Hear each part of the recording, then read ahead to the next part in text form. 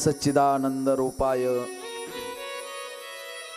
विश्वोत्पत्त्यादि Hathaway तापत्रय विनाशाय श्री कृष्णाय वयं नमः। भगवान श्री पंढरीनाथाच्या या परमपावन दरबारामध्ये श्री नवनाथ भगवंतांच्या या प्रांगणामध्ये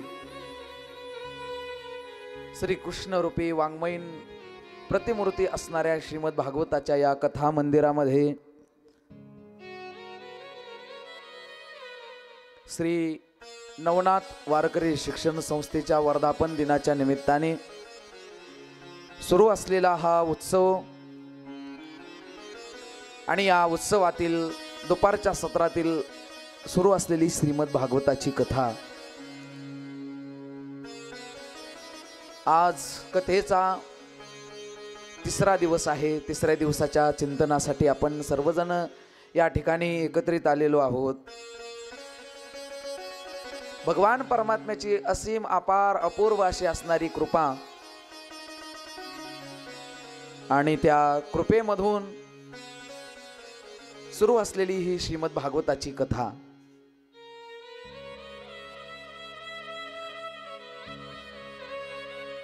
भागवत ऐकण्यासाठी काहीतरी आपलं मागच्या जन्मीचं पुण्य आहे, म्हणून आपण प्रत्येक वेळी कितीतरी वेळा या ठिकाणी ही भागवताची कथा ऐकत असतो। भगवान परमात्म्याचं गोड असणारं हे चरित्र आपण श्रवण करत असतो। गेल्या 2 दिवसापासून आपण ही कथा श्रवण करत आहोत। काय ऐकायची कथा, काय मिळतं या कथा ऐकल्याच्या नंतर, काय फायदा होतो माणसाच्या जीवनामध्ये, याच्यामधून काय फायदा होतो, काय सांसारिक जीवनामध्ये काही प्राप्त होतं का नाही मला माहिती नाही, परंतु माणसाच्या जीवनामध्ये माणसाला समाधान प्राप्त करून देणारी असणारी ही भगवान परमात्म्याची कथा आहे। म्हणून आपण ही कथा श्रवण करत आहोत। अनेकाने त्या ठिकाणी या कथेचं वर्णन केलेलं आहे, अनेकाने भागवताचं वर्णन केलेलं आहे।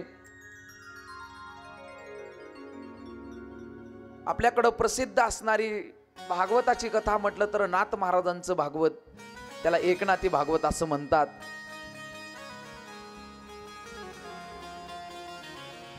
कारण संस्कृत भाषा कुणाला कळत नसल्यामुळे नाथ महाराजांनी ते प्राकृत भाषेमध्ये त्या ठिकाणी केलं। आणि आपण जे श्रवण करत आहोत हे श्रीमद भागवत संस्कृत भाषेमध्ये अशा पद्धतीने जवळजवळ 18,000 श्लोकामध्ये व्यासजींनी भगवान परमात्म्याचे चरित्र या ठिकाणी या भागवताच्या रूपाने केलेलं आहे। म्हणून आपल्या जीवनामध्ये खऱ्या अर्थाने परम भाग्य आणि आपल्याला ही कथा या ठिकाणी ऐकायला मिळते। एवढा मोठा या कार्यक्रमाचं नियोजन आयोजन, आपल्या गावामध्ये अनेक कार्यक्रम होतात, अनेक उत्सव होतात, त्याच्यामध्ये हा वारकरी शिक्षण संस्थेचा उत्सव आहे आणि देखणं असणारं हे नियोजन आहे। चला, गेल्या 2 दिवसापासून ही कथा आपण ऐकत आहोत। आज कथेचा तिसरा दिवस आहे। कालपर्यंत अनेक प्रकारचे कथा चिंतन आपण ऐकलेले आहेत। भागवताचं महात्म्य ऐकलं, भागवतामध्ये आपण प्रारंभ केलेला आहे। सुरुवातीला भगवान परमात्म्याच्या 24 अवतारांचं वर्णन आपण ऐकलं। भगवान परमात्म्याने 24 अवतार घेतले। कोणासाठी भगवंत अवतार घेतो? भगवान परमात्मा हा भक्तांसाठी अवतार घेत असतो। भगवंताचे जेवढे काही अवतार आहेत ते सगळे अवतार हे भगवंताने विनाकारण एकही अवतार घेतलेला नाही। सगळेच्या सगळे अवतार हे आपल्या भक्तांसाठीच भगवान परमात्म्याने घेतलेले आहेत। कारण भगवान परमात्म्याला आपल्या प्राणापेक्षा सुद्धा जास्त कोण आवडत असेल ते भगवत भक्त आवडतात। ज्ञानोबराय वर्णन करतात, तेही प्राणा परवते आवडती मज निरुते, जे भक्त चरित्राते प्रशंसिती। भगवान परमात्म्याला प्रिय भक्त असतात, म्हणून भगवान परमात्मा भक्तांसाठी अनेक वेळा अवतार घेतो। ज्या पद्धतीने भक्तावरती संकट येईल त्या संकटाचं निरसन करण्यासाठी भगवान परमात्मा अनेक त्या ठिकाणी अवतार घेत असतो। आणि जेवढे काही भगवंताचे अवतार झालेले आहेत ती सगळीच्या सगळी अवतार भगवान परमात्म्याने भक्तासाठीच घेतलेले आहेत। तुम्ही म्हणाल भक्त कोणाला म्हणायचं, भक्त कोणाला म्हणायचं, भक्त काय करतात भगवंतासाठी? श्रीमद भागवताने नारदांचं चरित्र सांगितलं। भगवान परमात्म्याचे लाडके भक्त नारदजी होते। नारदजी कोणाकडेही जाऊ दे त्यांना तेवढाच मान त्यांच्यामध्ये मिळायचा। नारदजी जर दैत्यांमध्ये गेले, राक्षसांमध्ये गेले तर तेवढाच त्यांना मान, देवांकडे गेले तर देवांच्या जवळ सुद्धा नारदांना तेवढाच मान, या मनुष्य सृष्टीमध्ये आले तरी नारदांना तेवढाच मान। भगवान परमात्म्याचे अगदी लाडके भक्त होते नारदजी। नारदजी काय करायचे, का भगवान परमात्म्याने नारदाला आपलंसं करून घेतलं? नारदाने काही नाही, फक्त भगवान परमात्म्याचं भजन करायचं, दुसरं काही नाही। म्हणून कलियुगामध्ये भजनाला खूप किंमत आहे, खूप किंमत आहे। कलियुगामध्ये भगवान परमात्म्याची भेट करून देणारं काय असेल तर भगवान परमात्म्याचं नाम आहे। कलियुगामध्ये उद्धार कशाने होत असेल तर भगवान परमात्म्याच्या नामाने उद्धार होतो। तुलसीदासजी महाराजांची गोड चौपाई तुलसीदासजी महाराज म्हणतात, कलियुग केवल नाम आधारा,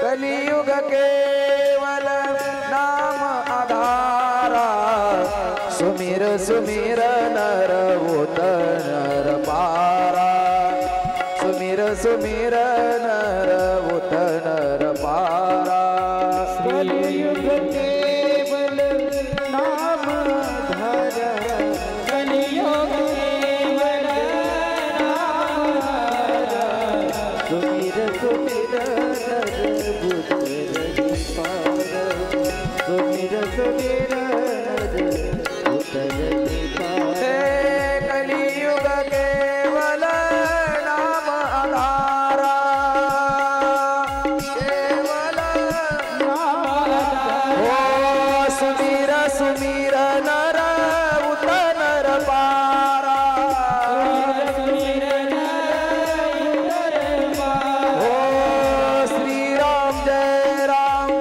जय जय राम, श्री राम जय राम जय जय राम, श्री राम जय राम जय जय राम, श्री राम जय राम जय जय राम, श्री राम जय राम जय जय राम, श्री राम जय राम जय जय राम, श्री राम जय राम जय जय राम। कलियुगामध्ये तारणार काय असेल तर भगवान परमात्म्याचं नाम आहे। कलियुग केवल नाम आधारा, सुमीर सुमीर नर होत नर पारा, ही तुलसीदासजी महाराजांची चौपाई आणि माझ्या तुकोबरायांचं प्रमाण। तुकोबराय म्हणतात कलियुगी उद्धार हरीच्या नामे, कारण कलियुगामध्ये उद्धार भगवान परमात्म्याच्या नामाने होतो।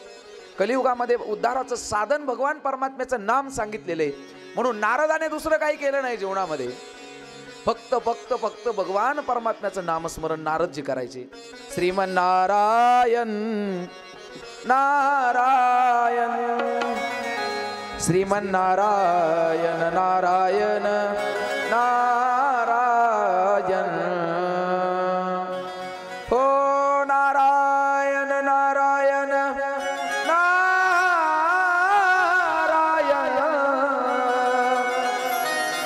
श्रीमन्नारायण नारायण नारायण।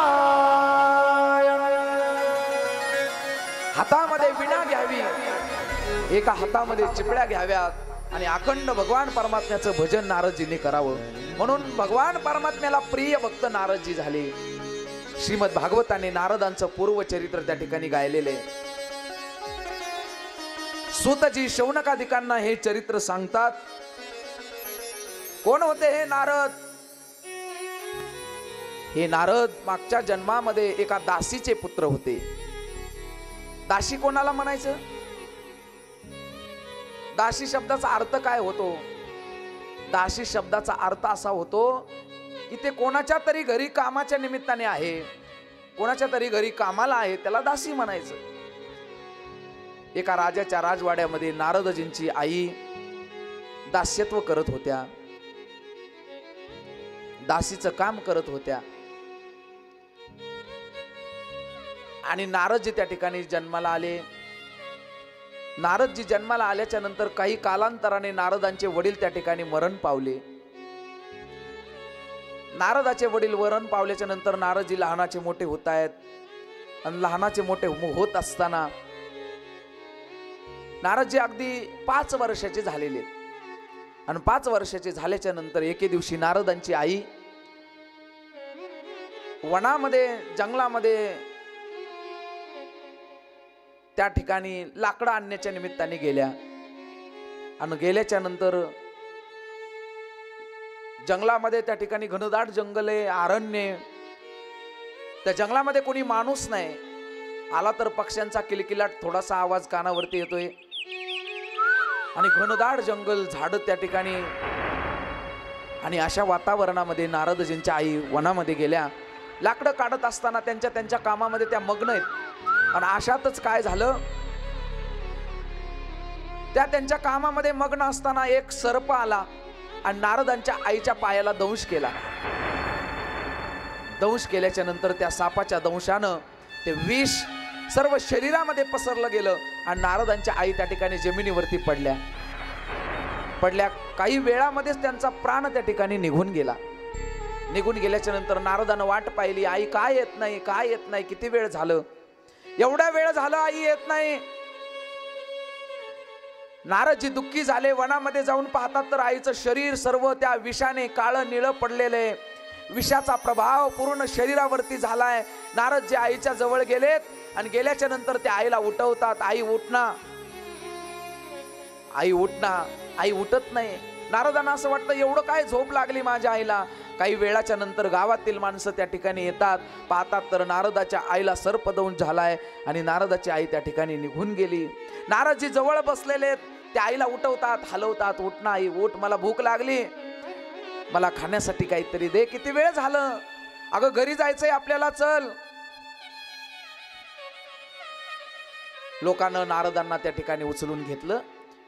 बारीक आहेत, 5 वर्षाचे आहेत. आणि उचलून घेऊन त्या ठिकाणी नारदजी म्हणायचे, मला तुम्ही उचलून घेतले, माझ्या आईला सुद्धा घ्या ना घरी.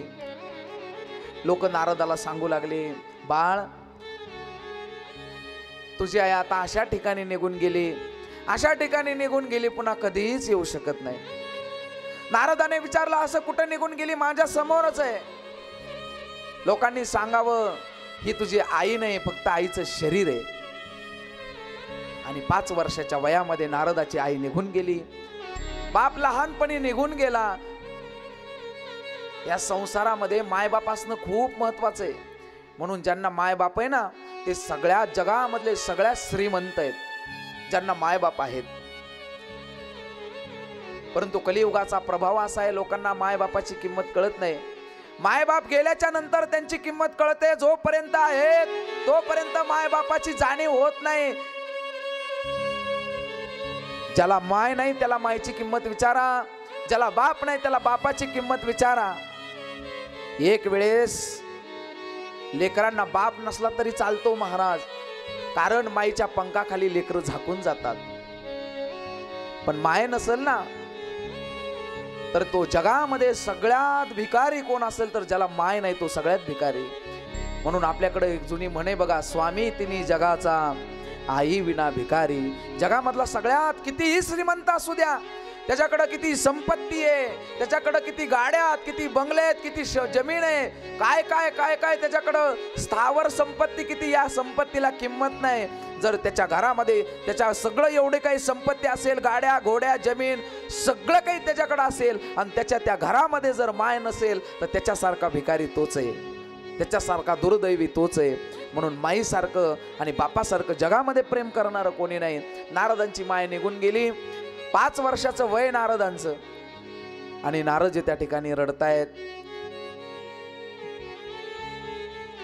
माईच्या शोकामध्ये आईचा अंत्यविधी झाला. आणि आईचा अंत्यविधी झाल्याच्या नंतर महाराज लोक जिकडं तिकडं निघून गेली.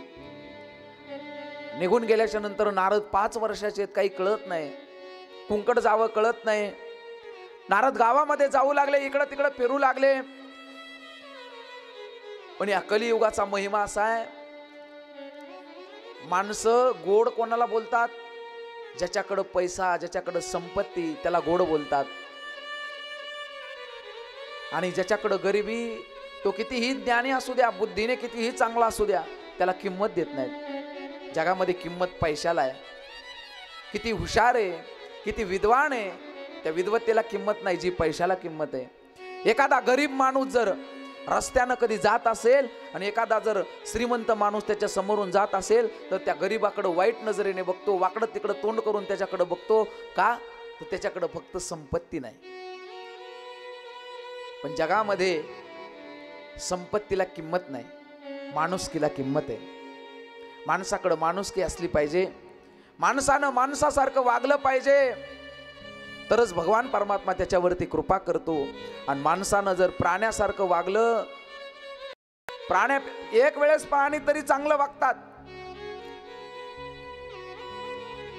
परवाच्या दिवशी कीर्तनाच्या निमित्ताने आम्ही आपलं कड्याच्या जवळ डोंगरगणे तिथे गेलो होतो. आमची व्यवस्था ज्या माणसाच्या घरी जेवण्याची केलेली होती, त्याच्या घरी एक कुत्र होतं. कुत्र म्हणजे खरी घटना आहे, खोटं नाही सांगणार. आम्ही तिथं जाऊन बसलो. ते कुत्र असं त्या ठिकाणी आमच्या सारखं जवळ जवळ यायचं. त्याला म्हणलं, अहो हे कुत्र हाना, ते आम्हाला चावण. ते म्हणायचे कुत्र चावणार नाही, कारण ते इमानदार आहे. कुत्र इमानदार कुत्र महाराज. आपण त्याला गोड बोललं की ते आपल्यापाशी शेपूट हलवत यायचं. कोण? कुत्र महाराज. कुत्र्याला गोड बोलल्याच्या नंतर कुत्र जवळ येते, म्हणजे प्राणी जवळ येतात. पण माणसं परिस्थिती पाहून जवळ येतात. माणसाची जर श्रीमंती असेल तर माणसं त्याच्याकडे जातात, आणि गरिबी असेल तर त्याच्याकडे जात नाहीत. जर एखाद्या ओट्यावरती सगळी माणसं श्रीमंत माणसं बसलेली असू द्या, एखादा गरीब त्या ठिकाणी जाऊ द्या, ते श्रीमंत माणसं, तो गरीब त्या ओट्यावरती येऊन बसला की ही सगळी उठून जातात. का? परिस्थिती पाहणारी माणसं आहेत. म्हणून नारदजींच्यावरती ही वेळ आली. नारदजी गावामध्ये लहानाल्या मुलांमध्ये जायचे. गेल्याच्या नंतर लहानाने मुलं सुद्धा नारदांच्या जवळ येत नव्हते. नारदाला बोलायचे, का रे? म्हणे, जा, तुला माय नाही, बाप नाही, भिकारी आहेस, गरीब आहेस, आमच्यामध्ये तू येऊ नकोस, आमच्या सोबत खेळू नकोस. आणि नारदजी पुन्हा दुःखी व्हायचे. नारदजी म्हणले, आता काय करावं, काही समजत नाही.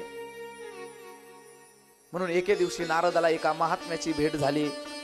आणि त्या महात्म्यानं सांगितलं, तुम्हाला भगवान परमात्मा प्राप्त करून घ्यायचा असेल तर भगवंताचं भजन करा, एवढं भजन करा, एवढं भजन करा. भगवान परमात्मा एक दिवस तुमच्यावरती कृपा केल्याशिवाय राहणार नाही. आणि त्या महात्म्याने सांगितल्याच्या नंतर नारदाने भजनाला सुरुवात केली. आणि नारदजी त्या ठिकाणी भजन करू लागली. श्रीमन्नारायण नारायण श्रीमन्नारायण नारायण नारायण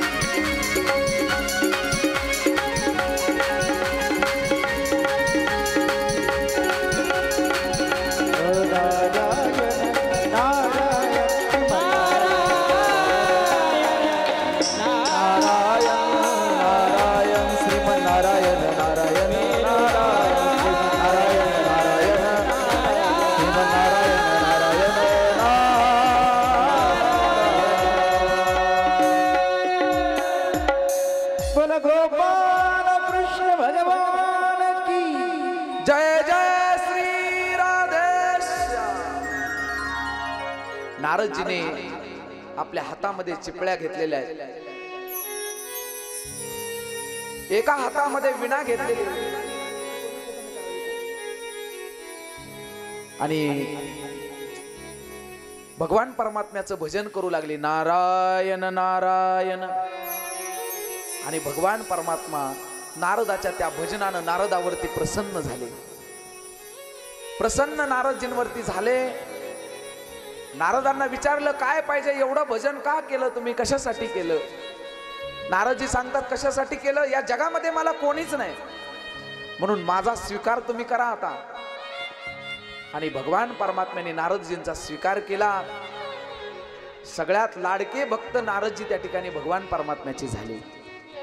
ऐका, भजनामध्ये किती ताकद आहे। जगामध्ये भगवान परमात्म्याचं नाम एवढं श्रेष्ठ, एवढं श्रेष्ठ आहे, नामा एवढं श्रेष्ठ जगामध्ये दुसरं काही नाही, काही सुद्धा नाही।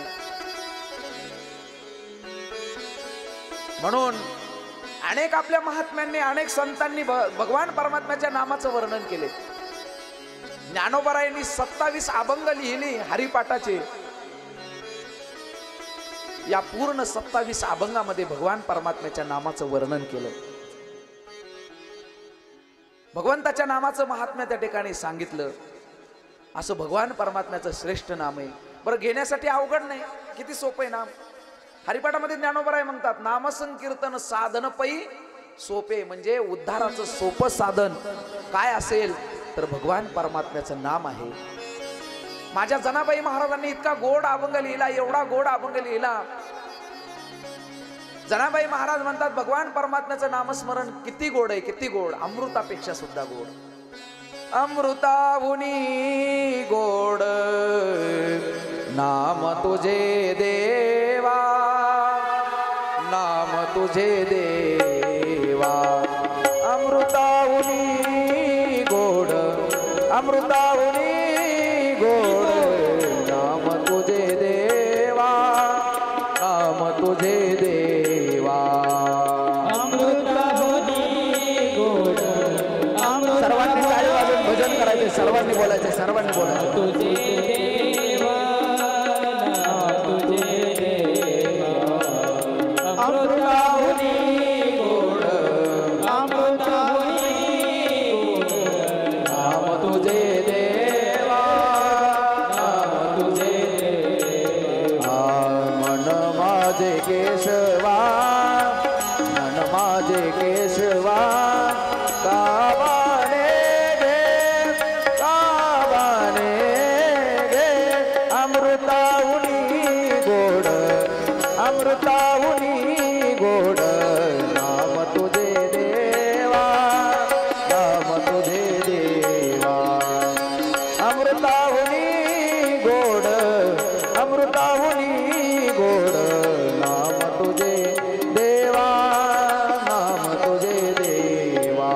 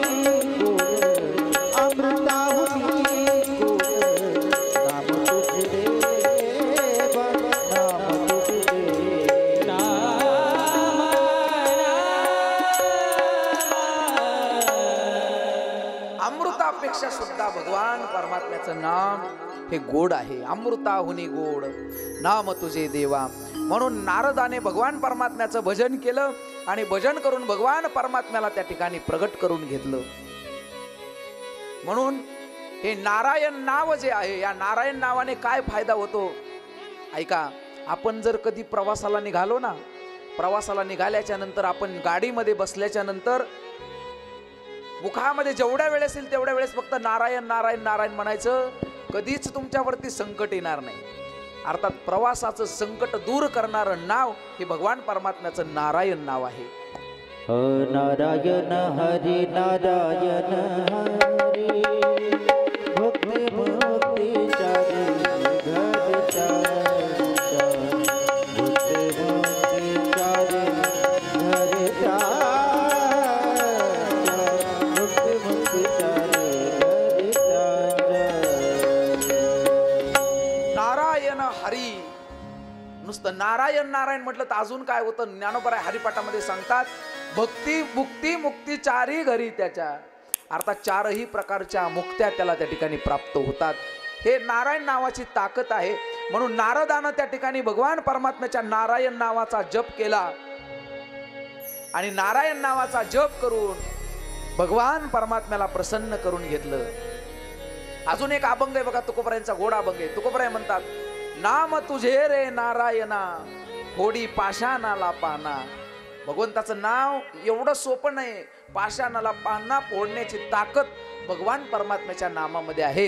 नारदाने त्या ठिकाणी भगवान परमात्म्याचं भजन केलं आणि भजन केल्याच्या नंतर त्या ठिकाणी भगवंताला प्रसन्न करून घेतलं. एवढंच नाही तर भगवान परमात्म्याने नारदाला वरदान दिलं, नारदजी तुम्ही ज्या लोकामध्ये जाणार त्या लोकामध्ये तुमची कीर्ती होईल. या जगामध्ये अजात शत्रू कोण असेल तर फक्त नारद आहेत. राक्षसांमध्ये गेलं तरी तेवढाच मान, देवांमध्ये गेलं तरी तेवढाच मान, कोणाकडेही जाऊ द्या तेवढाच मान.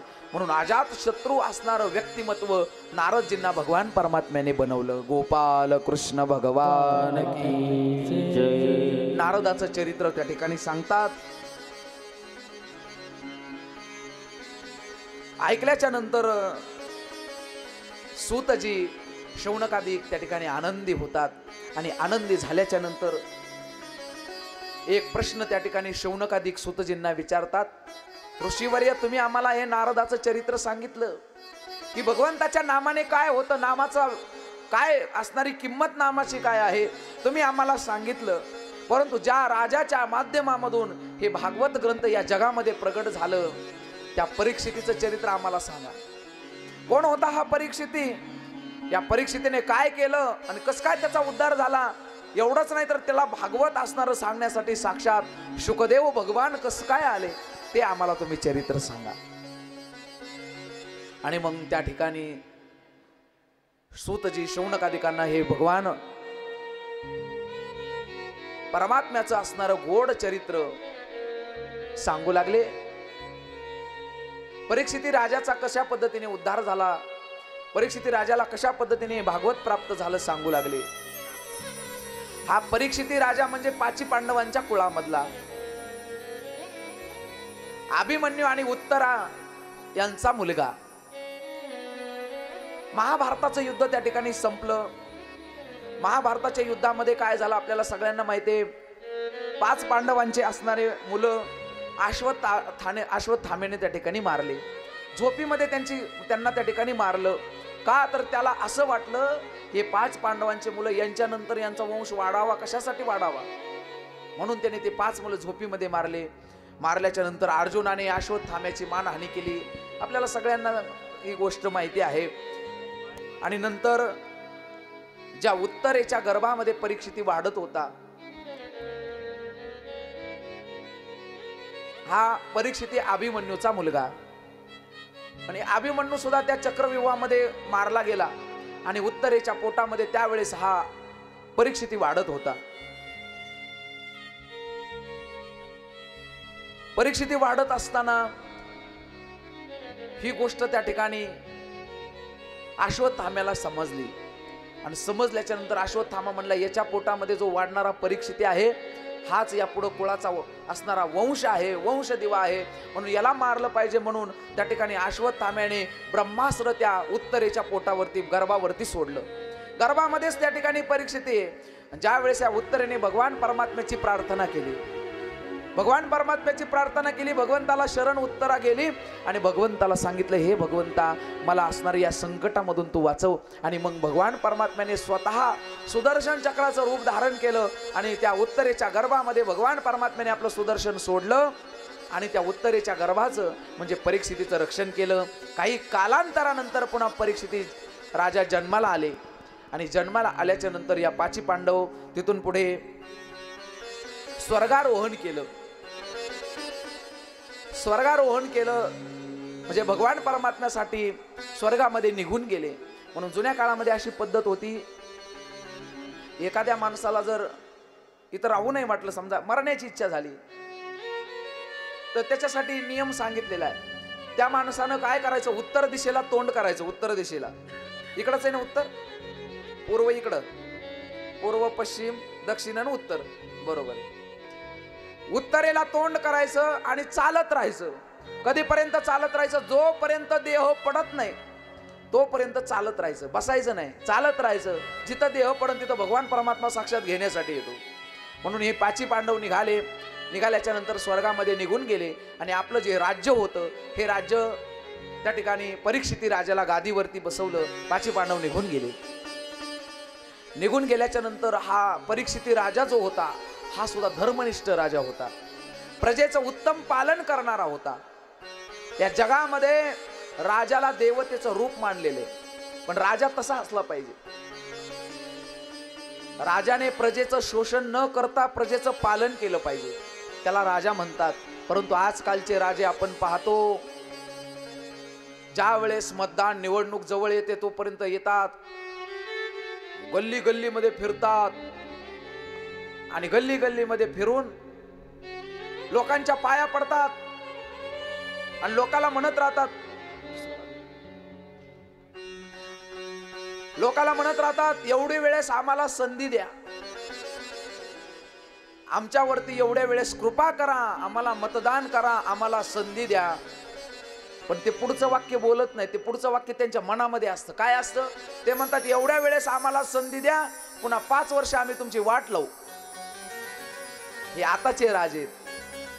पण हा परीक्षिती राजा तसा नव्हता. राजा कसा असला पाहिजे, जुन्या काळामधले राजे आपण पाहिलेत नाही पाहिले, त्यांचं फक्त चरित्र आपण ऐकतोय. आवाज थोडा कमी कर, राग दुसरा वाजव. जुन्या काळामधले राजे आपण पाहिले नाहीत, पण राजा कसा असला पाहिजे ऐका. परवाच्या दिवशीची घटना घडली, मी काल सुद्धा कथेमध्ये बोललो, राजा कसा असला पाहिजे. आपल्या धर्मावरती संकट आलं तर असं नाही म्हटलं पाहिजे, जाऊ द्या काय 2-4 तर मेलेत, असं म्हणून जमत नाही. आज 26 मेलेत, उद्या 500 मरायला वेळ लागणार नाही. म्हणून जशाच तसं उत्तर दिलं पाहिजे. म्हणून पहलगामचा हल्ला झाला, 26 लोक मारले गेले, 26 लोक मारले गेले महाराज. परंतु त्याचा बदला असा बदला घेतला. तुम्ही सगळ्यांनी बातम्यामध्ये पाहिलंय, याला म्हणायचं राजा. म्हणून राजानं काय केलं पाहिजे, राजानं प्रजेचं शोषण न करता प्रजेचं पालन केलं पाहिजे, त्याला राजा म्हणतात. तसा हा परीक्षिती राजा सुद्धा उत्तम राज्य चालवणारा, प्रजेचं सुंदरपैकी पालन करणारा होता. एके दिवशी राजाच्या डोक्यामध्ये असं आलं, आपण वनामध्ये गेलं पाहिजे, वनविहार केला पाहिजे आणि वनविहार करू, वनामध्ये काही शिकारी वगैरे करू, असं म्हणून राजा निघाला. पण जात असताना त्या दिवशी सकाळच्या वेळी त्याचं जे कोषागर होतं, म्हणजे कोषागर कशाला म्हणतात, संपत्ती धन ठेवण्याचं जे ठिकाण असतं त्याला कोषागर म्हणतात. त्या कोषागरामध्ये गेल्याच्या नंतर त्या कोषागरामध्ये सुंदर सुंदर असणारे सोन्याचे मुकुट ठेवलेले होते. मुकुट म्हणजे डोक्यावरती घालायचे मुकुट. ते मुकुट ठेवलेले होते. त्याच्यामध्ये एक मुकुट एवढा सुंदर होता, परीक्षिती म्हणतो आजच्या दिवशी हाच मुकुट घालून जायचं. आणि जो मुकुट त्याला आवडला तो मुकुट होता जरासंधाचा, आणि त्यानं तो डोक्यावरती मुकुट घातला, जरासंधाचा मुकुट डोक्यावरती घातला. त्या मुकुटामध्ये त्या जरासंधाचे गुण ठेवलेले बसलेलेच होते ना, त्यांनी डोक्यामध्ये घातलेला असल्यामुळं त्याच्या डोक्यातले गुण याच्या डोक्यामध्ये आले. आणि याच्या डोक्यामध्ये आले, जरासंध म्हणजे काही चांगला वागणारा नव्हता, वाईट वागणारा होता, त्याचे गुण याच्या डोक्यामध्ये आले. आणि हा वनामध्ये गेल्याच्या नंतर वनामध्ये गेला, एका साधूच्या आश्रमामध्ये गेलाय. डोक्यामध्ये वाईट गुण आलेले होते. एक मेलेला सर्प पडलेला होता, बाण घेतला, बाणाने तो सर्प उचलला आणि त्या साधूच्या गळ्यामध्ये घातला. का? डोक्यामध्ये वाईट विचार आले, मुकुटाचा परिणाम. म्हणून आपल्याकडं तेव्हापासून लोकांचे वस्त्र, दुसऱ्याचे कपडे आपण घातले नाही पाहिजे, कारण त्याचे गुण आपल्यामध्ये येत असतात. आणि मग त्या साधूच्या गळ्यामध्ये साप घातला. परीक्षिती राजा निघून गेला. परीक्षिती राजा निघून गेला. काही कालांतराने त्या साधूचे चिरंजीव त्या ठिकाणी आले. पाहतात तर आपल्या बापाच्या गळ्यामध्ये मेलेला सर्प कोणी टाकला. काही मागचा पुढचा विचार केला नाही आणि त्यांनी शाप देऊन टाकला, ज्याने कोणी माझ्या बापाच्या गळ्यामध्ये हा मेलेला सर्प घातला असेल तो 7 दिवसामध्ये तक्षक नावाचा साप चावल आणि तो मृत्यू होईल. काही वेळाच्या नंतर बापाची समाधी उत्थान झाली आणि समाधी उत्थान झाल्याच्या नंतर बापाला सगळा घडलेला प्रसंग मुलांनी सांगितला. त्या ऋषीनं अंतर्ज्ञानाने पाहिलं, हा साप माझ्या गळ्यामध्ये कोणी घातला. पाहतात तर हा परीक्षिती राजाने घातला. परीक्षिती राजाच्या डोक्यामध्ये वाईट विचार का आले? त्याने जरासंधाचा मुकुट डोक्यावरती घातला म्हणून त्याच्या डोक्यामध्ये हे वाईट विचार आले. पण परीक्षिती राजा तसा नाही, चांगला आहे, धर्माने वागणार आहे. पोराला ते ऋषीवर्य बोलू लागले, त्याच्या चिरंजीवाला, अरे कशाला शाप द्यायचा, आपल्या राज्याचा राजा आहे, धर्मनिष्ठ आहे, चांगला वागणारा राजा आहे आणि तू त्याला शाप दिलास. पर जाऊ दे, आता तू त्याला शाप दिलास तर त्याला सांगून ये की 7 दिवसामध्ये तुला तक्षक चावणार आहे, तुझा मृत्यू होणार आहे. 7 दिवसामध्ये तुला जर काही उद्धार करून घेता आला तर तुझा तू उद्धार करून घे. ही गोष्ट परीक्षितीला समजली आणि समजल्याच्या नंतर परीक्षिती राजा आता मात्र उद्धाराच्या दिशेने निघाला. राज्याचा त्याग केला. राज्याच्या गादीवरती जन्मेजय म्हणजे परीक्षितीचा मुलगा जन्मेजयाला बसवलं आणि स्वतःच्या उद्धाराच्या कल्याणाच्या दिशेने निघाला.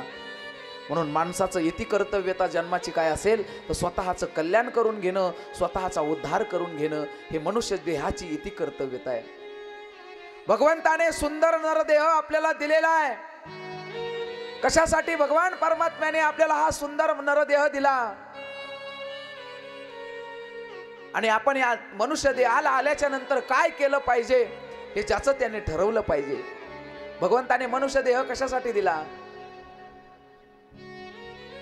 दिलाय ना देवाने आपल्याला सुंदर नरदेह, तर तो आपण आला तसा वायाला घातला नाही पाहिजे.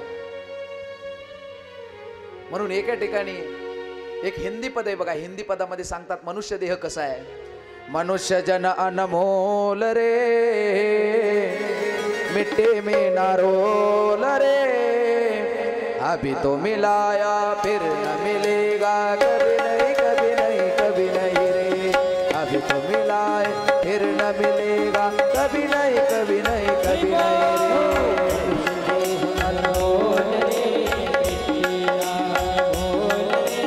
अभी तो मिला अनमोल रे, अभी तो मिला है फिर न मिलेगा, कभी नहीं कभी नहीं कभी नहीं. अब तो मिला है फिर न मिलेगा, कभी नहीं कभी नहीं कभी नहीं रे. ओम नमः शिवाय, ओम नमः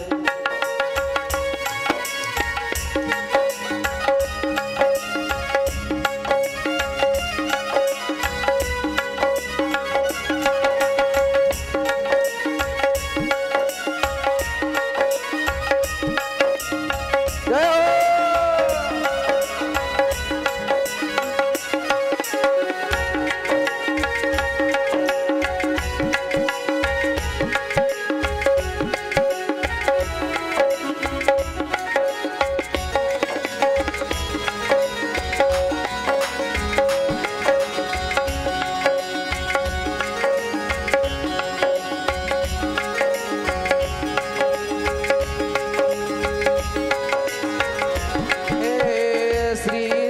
नमो नमः, श्री राधे नमो नमः, नमो नमः, श्री राधे नमो, ओ श्री श्याम नमो नमः, श्री राधे नमो नमः, नमो नमः, श्री राधे नमो नमः, ओ श्री श्याम नमो नमः, श्री राधे नमो नमः.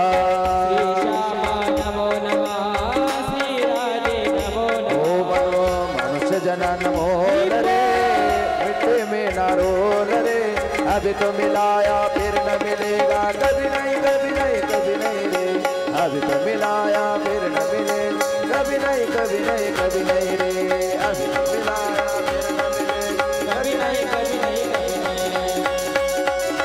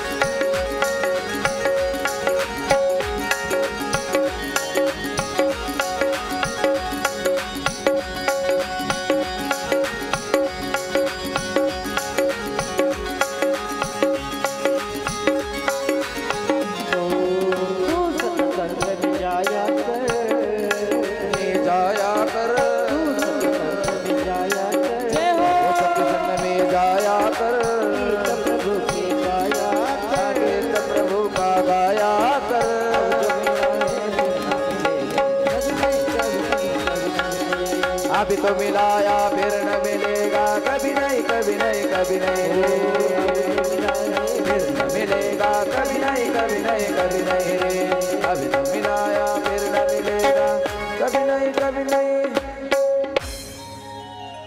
मनुष्य जन्म कसा आहे अनमोल किमतीचा देह आहे अनमोल किमतीचा आता मिळालाय पुन्हा कधी मिळेल सांगता येत नाही असं सांगितलं जातं माणसाने जर खूप पाप केलं तर त्याला नीच योनी प्राप्त होते माणसाने जर पुण्य जास्त केलं पाप कमी असेल तर माणसाला देवाचा त्या ठिकाणी देह प्राप्त होतो देवाचं पद प्राप्त होतो परंतु भगवान त्या ठिकाणी मनुष्याचा जन्म जर प्राप्त व्हायचा असेल त्याच्यासाठी पाप आणि पुण्य दोन्हीही सारखं लागतं म्हणून भगवंताने दिलाय ना गोड नरदेह दिलेला आहे किती सुंदर देह दिला भगवान परमात्म्याने बघा ना डोळ्याच्या ठिकाणी डोळे दिले नाकाच्या ठिकाणी नाक दिलं तोंडाच्या ठिकाणी तोंड दिलं सगळे अवयव जिथल्या तिथं व्यवस्थित दिले समजा तोंड पुढं दिले आणि नाक जर पाठीमागून दिलं असतं तर जमलं असतं का जमलं नसतं जेवायचं झालं तर घास घ्यावा लागला असता अगोदर मागं नाकाला दाखवावं लागलं असतं चांगलं आहे का वाईट आहे का विटलेलं आहे का खराब झालेलं आहे का आणि मग खावं लागलं असतं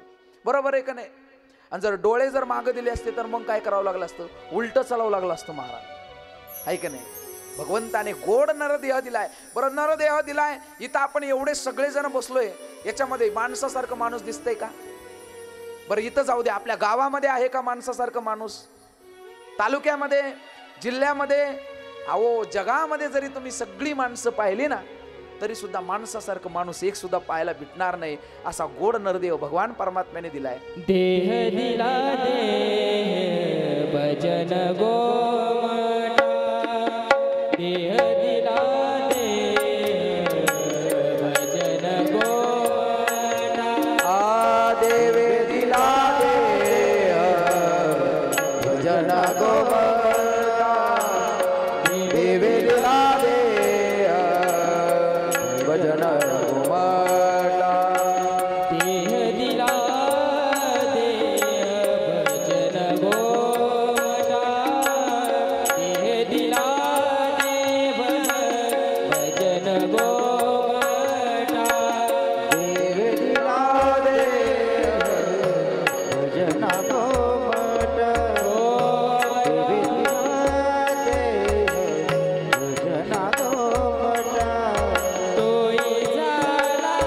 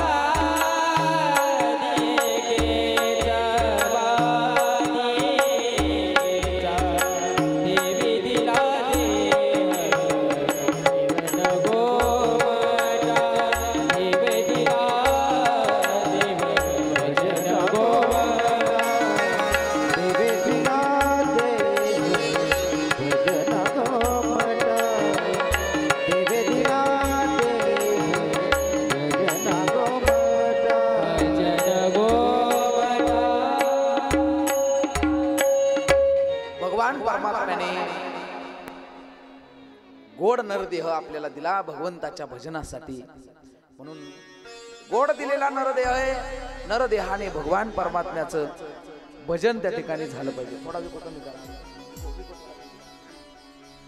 म्हणून परीक्षिती राजाला समजलं 7 दिवसामध्ये आपला आता उद्धार होणार आहे, आपल्याला मरावं लागणार आहे, तक्षक येणार, चावणार.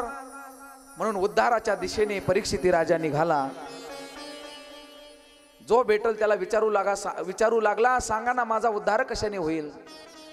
कुणीतरी सांगितलं, राजा तुझा उद्धार करून घ्यायचा असेल तर जा शुकदेवजी महाराजांकडे जा, महाराजांना विचार माझा उद्धार कशाने होईल, माझ्याकडे फक्त 7 दिवस आहेत, महाराज तुला उद्धाराचं साधन सांगतील. आणि राजा शुकदेवजी महाराजांकडे गेला.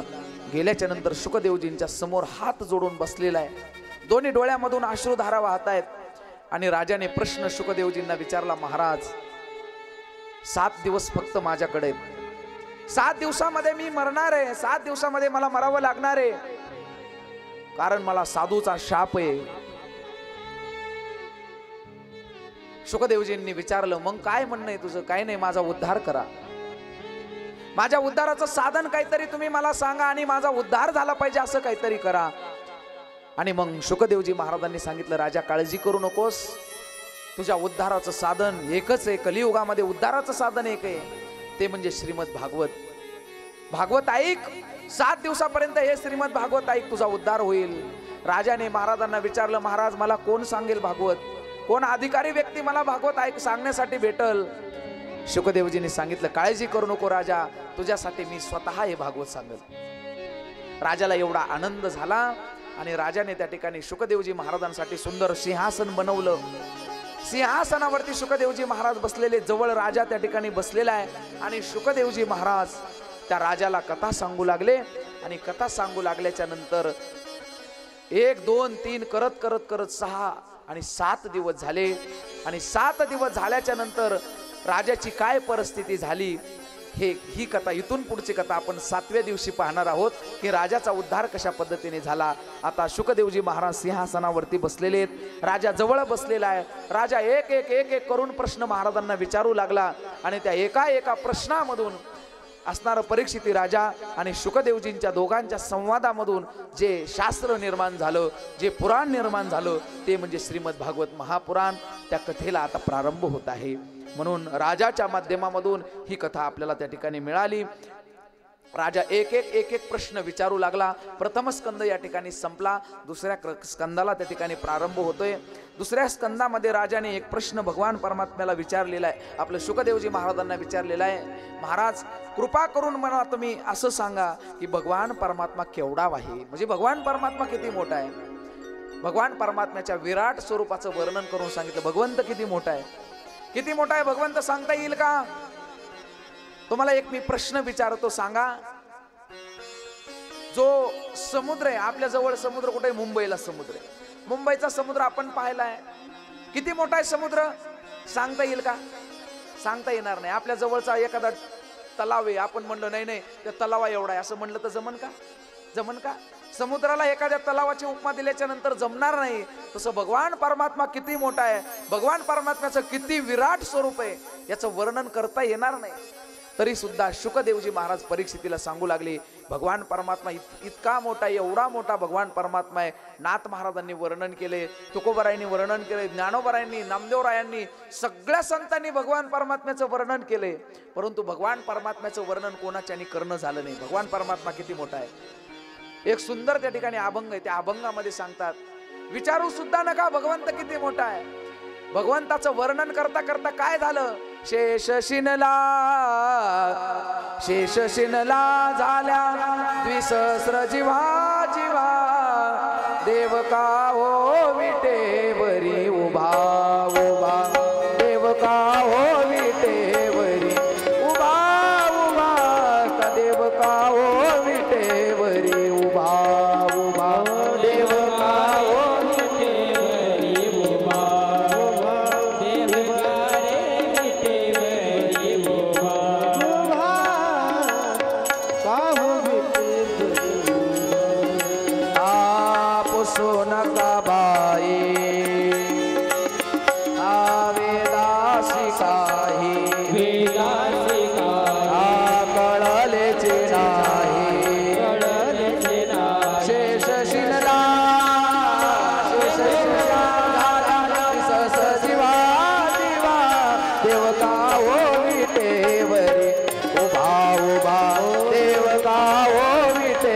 विटेवरी उभा उभा देव गावो विटेवरी उभा उभा देव गावो विटेवरी उभा उभा देव गावो विटेवरी उभा उभा देव गावो विटेवरी उभा.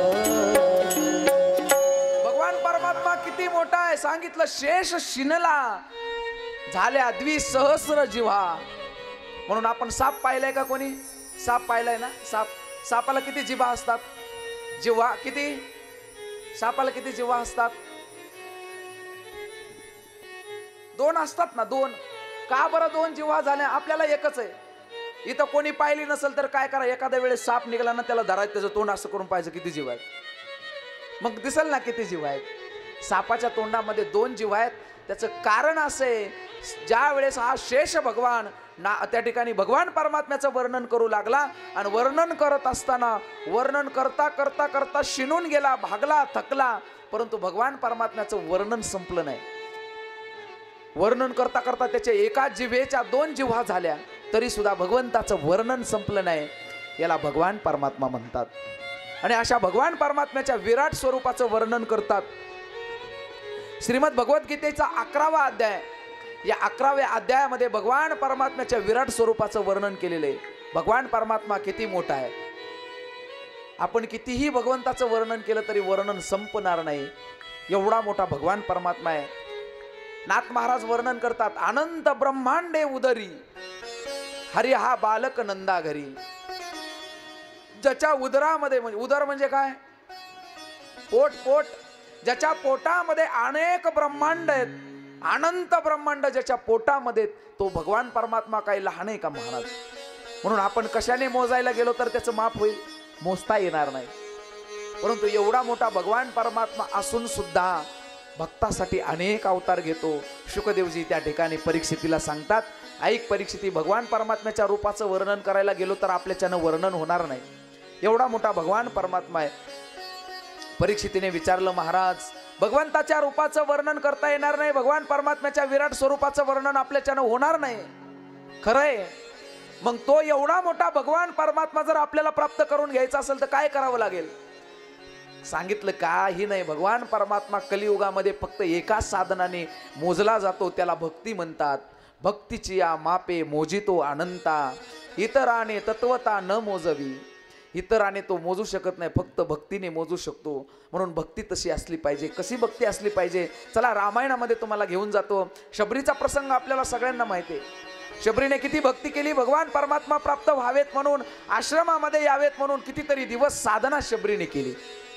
आणि शबरी त्या ठिकाणी मनालाच बोलायची, आपल्या मनालाच सांगायची, आता जर भगवंत माझ्या घरी आले तर मी काय करील? बागेमध्ये जाईल, बागेमधून सुंदर सुंदर फूल त्या ठिकाणी घेऊन येईन, त्याच्या माळा बनवील आणि भगवान परमात्म्याच्या गळ्यामध्ये घालील.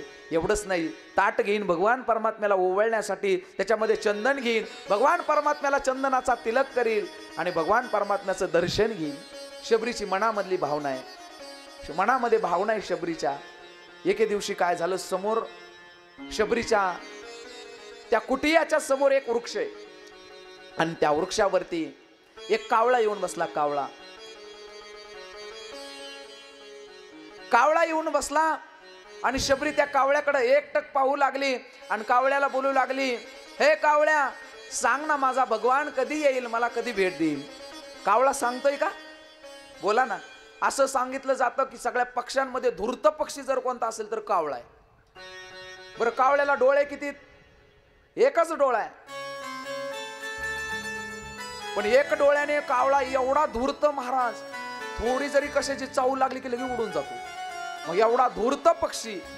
आणि शबरी कावळ्याला विचारते, हे कावळ्या, सांग ना माझा भगवान परमात्मा कधी मला भेटायला येईल? ज्ञानोबराय सुद्धा कावळ्याला विचारतात ना, ज्ञानोबराय सुद्धा कावळ्याला बोलतात, हे कावळ्या, सांग भगवान परमात्मा मला भेटायला कधी येतील? आणि जर तू मला सांगितलं तर मी काय करील?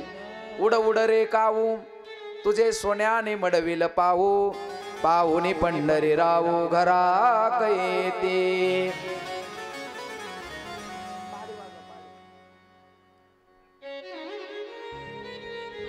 ज्ञानोबराय सुद्धा कावळ्याला बोलतात, हे कावळ्या, सांग माझे भगवंत कधी येतील?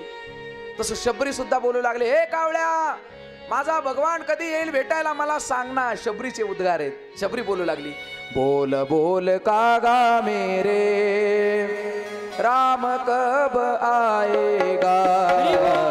बोल बोल कागा मेरे राम कब आएगा.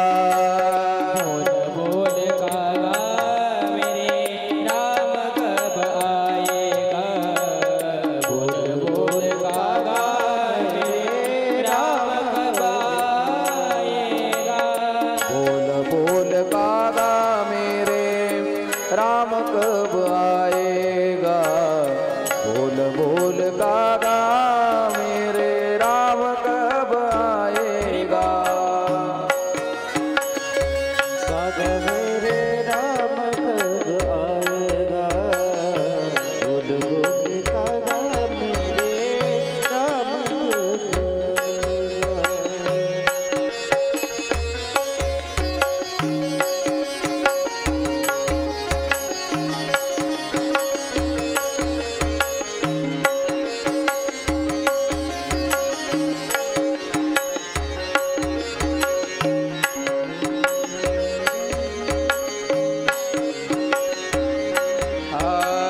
शबरिया भागिनिका शबरिया भागिनिका बाग खुल जाएगा. बोल बोल कागा मेरे राम कब आएगा. बोल बोल कागा मेरे राम कब आएगा. बोल बोल कागा मेरे राम कब आएगा.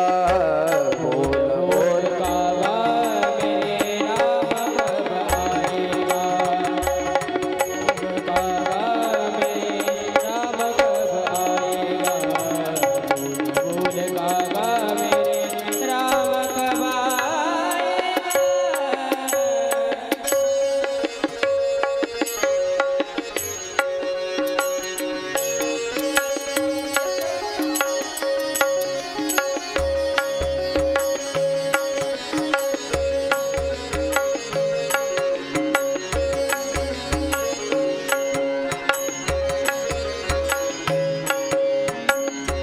हे आए नहीं सावरे लगाई का देर रे.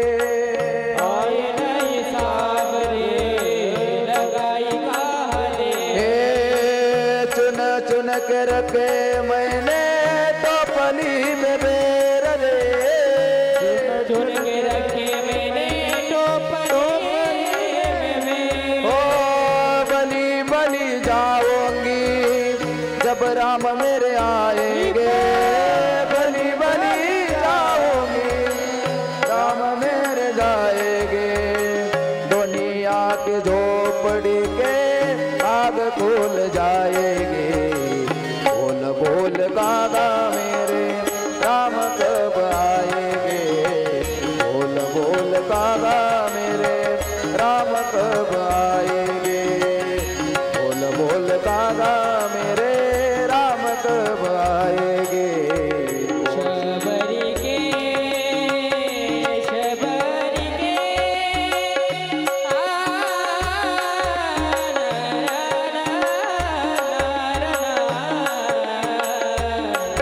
तेरे नाम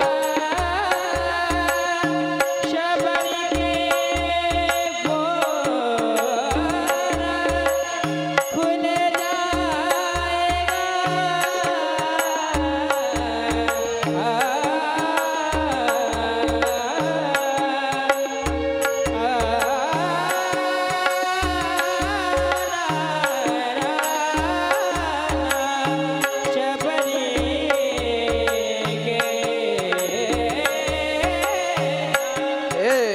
खुल बोल कागा मेरे राम कब आएगा.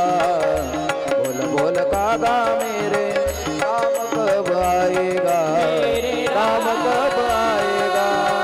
राम कब आएगा.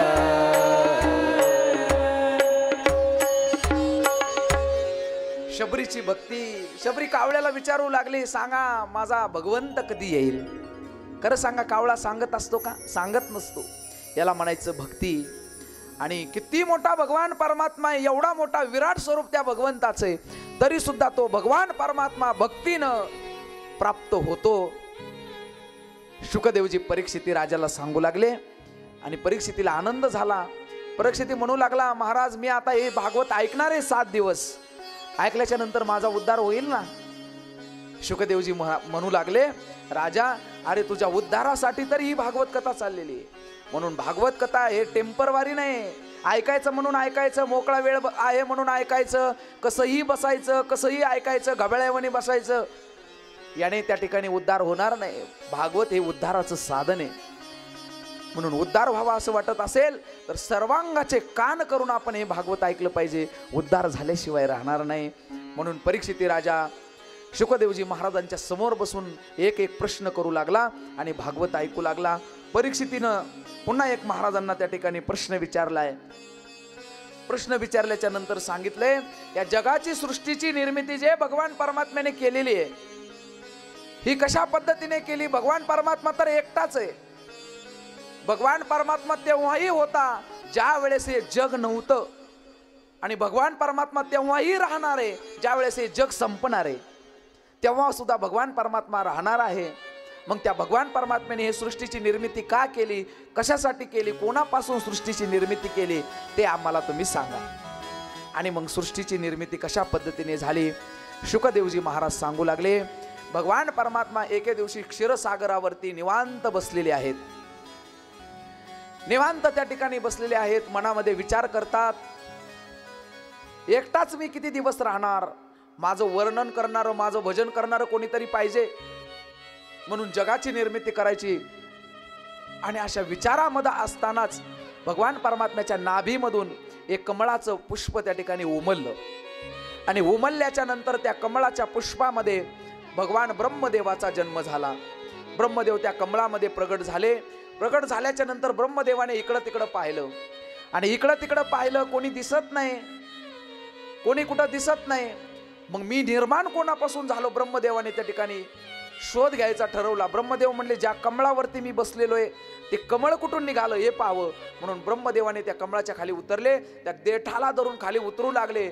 श्रीमद भागवत वर्णन करतंय, ब्रह्मदेव देठाला धरून खाली म्हणजे भगवान परमात्म्यापर्यंत येईपर्यंत ब्रह्मदेवाची दाढी पांढरी झाली. म्हणजे बघा भगवान परमात्मा किती विशाल स्वरूप भगवंताचे. आल्याच्या नंतर भगवान श्री हरीला नमस्कार केलेला आहे ब्रह्मदेवाने, आणि बोलू लागले, ब्रह्मदेवजी मला का निर्माण केलं, का कशासाठी मला निर्माण केलं? त्यावेळेस श्री हरीने सांगितलं, ब्रह्मदेवा आता तुम्ही सृष्टी निर्माण करण्याचं काम करा, सृष्टी उत्पन्न करण्याचं काम करा. सांगितल्याच्या नंतर तिथून पुढे ब्रह्मदेवापासून मनु आणि शतरूपा निर्माण झाले. आणि या मनु आणि शतरूपेपासून असणारं या ठिकाणी या सृष्टीची निर्मिती झाली. या मनु आणि शतरूपेला सुरुवातीला 5 मुलं झाले, त्याच्यामध्ये 3 मुली आणि 2 मुलं झाले. त्याच्यामध्ये प्रियव्रत, उत्तानपाद हे 2 मुलं, त्याच्यानंतर देवाहुती, आकुती आणि प्रसूती अशा या 3 मुली झाल्या. आणि त्यांच्यापासून या सृष्टीची निर्मिती झाली. सृष्टीची निर्मिती कशी झाली पाहिली, आणि आता पुढे सृष्टीची निर्मिती होत असताना कशी होणार हे पुढे आपण श्रवण करणार आहोत. परीक्षिती राजाने प्रश्न विचारलाय, महाराज भगवान परमात्म्याने जग निर्माण केलं, जगामध्ये भक्त निर्माण केले, पण या भक्तांच्यासाठी भगवान परमात्म्याने अवतार घेतला का? विनाकारण घेतला का? सांगितलं नाही, विनाकारण नाही. या भक्तांवरती ज्या ज्या वेळेस संकट येतं त्या त्या वेळेस भगवान परमात्मा अवतार घेतो. काय संकट आलं असं सांगितलं, अनेक प्रकारचे संकट येतात, म्हणून भगवान परमात्मा अवतार घेतो. भगवान परमात्म्याचे अनेक अवतार आपल्याला पुढे पाहिजेत, परंतु मुख्य अवतार जो भगवान परमात्म्याने घेतलेले ते का घेतले सांगतात. एके दिवशी भगवान श्री हरी क्षीरसागरावरती निवांत आहेत, द्वारामध्ये जय विजय आहेत, आणि भगवान परमात्म्याचे लाडके भक्त सनकादिक ऋषी आले. भगवान परमात्म्याचे अंश अवतार म्हणजे सनकादिक आल्याच्या नंतर द्वारामध्ये भगवान परमात्म्याला भेटण्यासाठी जाऊ लागले. द्वारपालांनी दारामध्ये अडवलं. त्या जय विजयाने विचारलं, का अडवता, आम्हाला जाऊ द्या ना, भगवान परमात्म्याच्या भेटीला जायचंय. ते म्हणले जाऊ देणार नाही. का जाऊ देणार नाही, का काय कारण आहे? नाही म्हणे भगवान परमात्मा शयन अवस्थेमध्ये झोपलेले आहेत, आता तुम्हाला जाता येणार नाही. जय विजय पुन्हा पुन्हा विनंती करू लागले, पुन्हा पुन्हा विनंती करू लागले, तरी सुद्धा हे जाऊ देत नाहीत. जय विजयाने त्यांना शाप दिला, म्हणे जा, लय उन्मत्त झालात भगवंताच्या दारामध्ये, तरी सुद्धा एवढे उन्मत्त झालात, जा तुम्हाला 6 जन्म घ्यावे लागतील. आणि मग मात्र ते घाबरले आणि घाबरून त्या ठिकाणी हात जोडले, सनकादिकांना बोलू लागले, अहो असा का शाप देतात, या शापामधून आता आम्हाला मुक्त कोण करणार.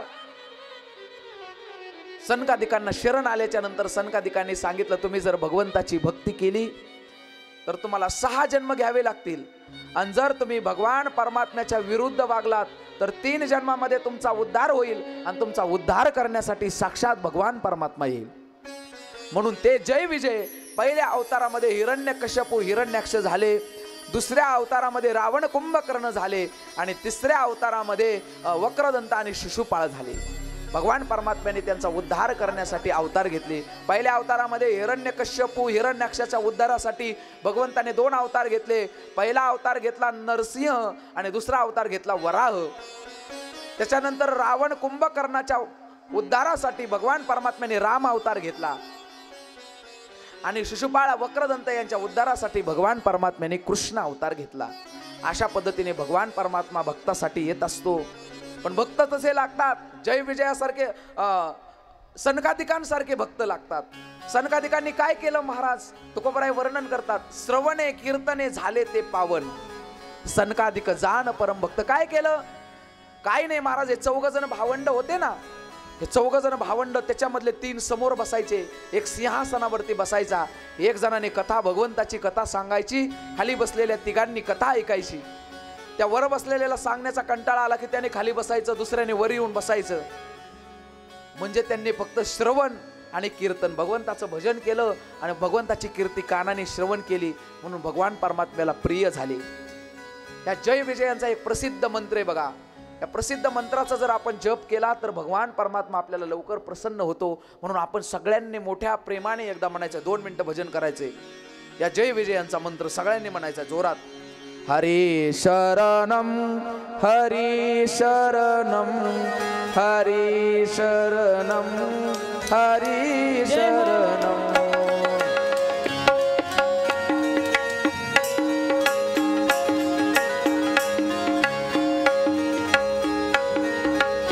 सगळ्यांनी टाळी वाजून बोलायचं. शरणम हरी शरणम हरी शरणम हरी शरणम.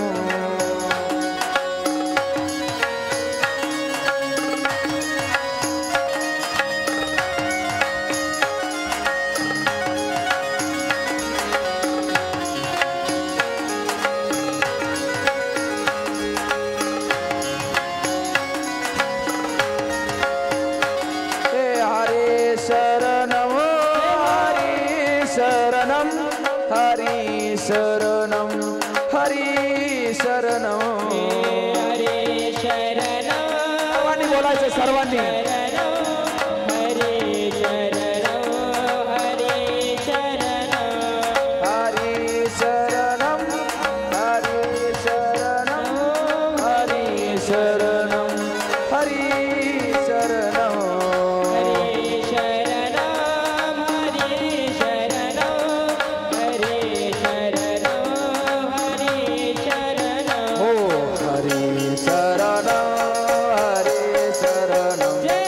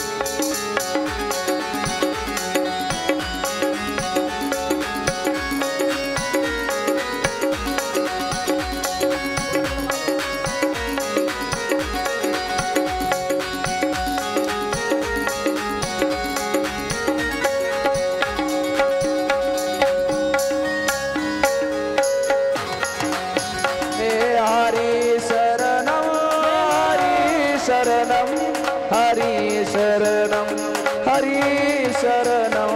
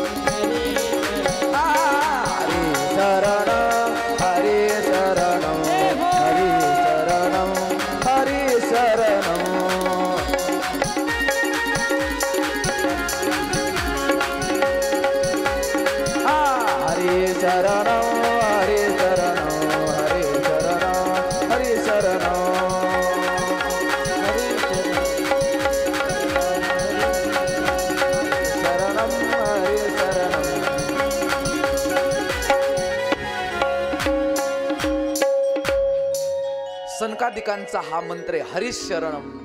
भगवान परमात्मा लवकर प्राप्त व्हावा अशी ज्यांना इच्छा आहे त्यांनी या मंत्राचा जप केला पाहिजे. अशी सनकादिक ऋषी आणि या सनकादिकांनी दिलेल्या शापामुळे जय विजयांना 3 अवतार घ्यावे लागले आणि या 3ही जन्मामध्ये हे राक्षसाच्या रूपाने जन्माला आले. या जय विजयांमधले पहिला जो अवतार झाला जय, या द्वारपालाचा पहिला अवतार झाला तो हिरण्याक्ष म्हणून. हिरण्याक्ष आणि हिरण्यकश्यपू हे दोघं सख्खे भाऊ. परंतु एवढे उन्मत्त झालेले जगामध्ये देवाचं अस्तित्व न मानणारे. म्हणून या जगामध्ये अनेक लोक आपल्याला पाहायला भेटतात जे जगामध्ये देवाचं अस्तित्व मानत नाहीत. तसे हे 2 राक्षस होते. देवता लोकांना एवढा त्रास या 2 राक्षसांनी दिला आणि जो हिरण्याक्ष होता त्याने शेवटी तर एके दिवशी ही पृथ्वीच घेतली आणि पृथ्वी घेऊन हा समुद्रामध्ये गेला. एका शंखामध्ये जाऊन लपून बसला. सगळी देवता भगवान श्री हरीला शरण गेले आणि गेल्याच्या नंतर भगवंताला सांगितलं, भगवंता याच्यापासून आम्हाला वाचवा, काहीतरी करा. याने डायरेक्ट आम्हाला घेऊन त्या ठिकाणी पृथ्वीच घेऊन तो समुद्रामध्ये गेलेला आहे. जगच त्याने जर पाण्यामध्ये नेऊन बुडवलं तर कसं होईल. भगवान परमात्मा म्हणले तुम्ही काही काळजी करू नका. आणि भगवान ब्रह्मदेवाच्या नाकामधून आपल्या अंगुष्टा म्हणजे अंगठ्या एवढं एक वराह म्हणजे डुकराचं पिल्लू जन्माला आलं आणि काही क्षणामध्ये बघता बघता एवढं मोठं झालं. भगवान श्री हरीने त्या ठिकाणी वराह अवतार धारण केला. समुद्रामध्ये गेले. ज्या शंखामध्ये हा हिरण्याक्ष बसला होता त्या शंखावरती प्रहार केला. शंख फोडला. त्याच्यामधून जी पृथ्वी होती ती आपल्या दाढेवरती घेतली आणि दाढेवरती घेऊन भगवान परमात्मा भगवान श्री हरी आले. पृथ्वी त्या ठिकाणी स्थिर केली आणि स्थिर केल्याच्या नंतर हिरण्याक्षाचा वध केला. परंतु हिरण्याक्ष भगवंताला शरण गेला आणि शरण गेल्याच्या नंतर भगवंताला सांगितलं, भगवंता आता तुम्ही माझा असाही उद्धार केलाच आहे, परंतु माझ्या नावाचं एक काहीतरी चिन्ह तुम्ही हातामध्ये धारण करा. म्हणून भगवान परमात्म्याने ज्या शंखामध्ये तो बसलेला होता हिरण्याक्ष, तो शंख आपल्या हातामध्ये धारण केला. भगवान परमात्म्याला कसंही शरण जा, भगवान परमात्मा उद्धार केल्याशिवाय राहत नाही. म्हणून शरण जाता आलं पाहिजे. शरण जायचं असेल तर एक तर संतांना, नाही तर भगवंताला. नाहीतर या जगामध्ये आपण जर आपलं दुःख कधी कोणाला सांगायला गेलो ना तर जगाची रीत अशी आहे, जगामधले लोक असे आहेत आपलं दुःख त्या ठिकाणी रडून ऐकतात आणि जगामध्ये लोकांना हसून सांगतात. ही जगाची रीत आहे. म्हणून आपलं सुख असू द्या दुःख असू द्या भगवंताच्या जवळ संताच्या जवळ सांगितलं पाहिजे.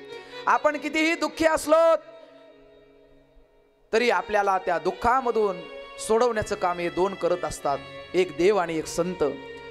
आमचे श्री गुरु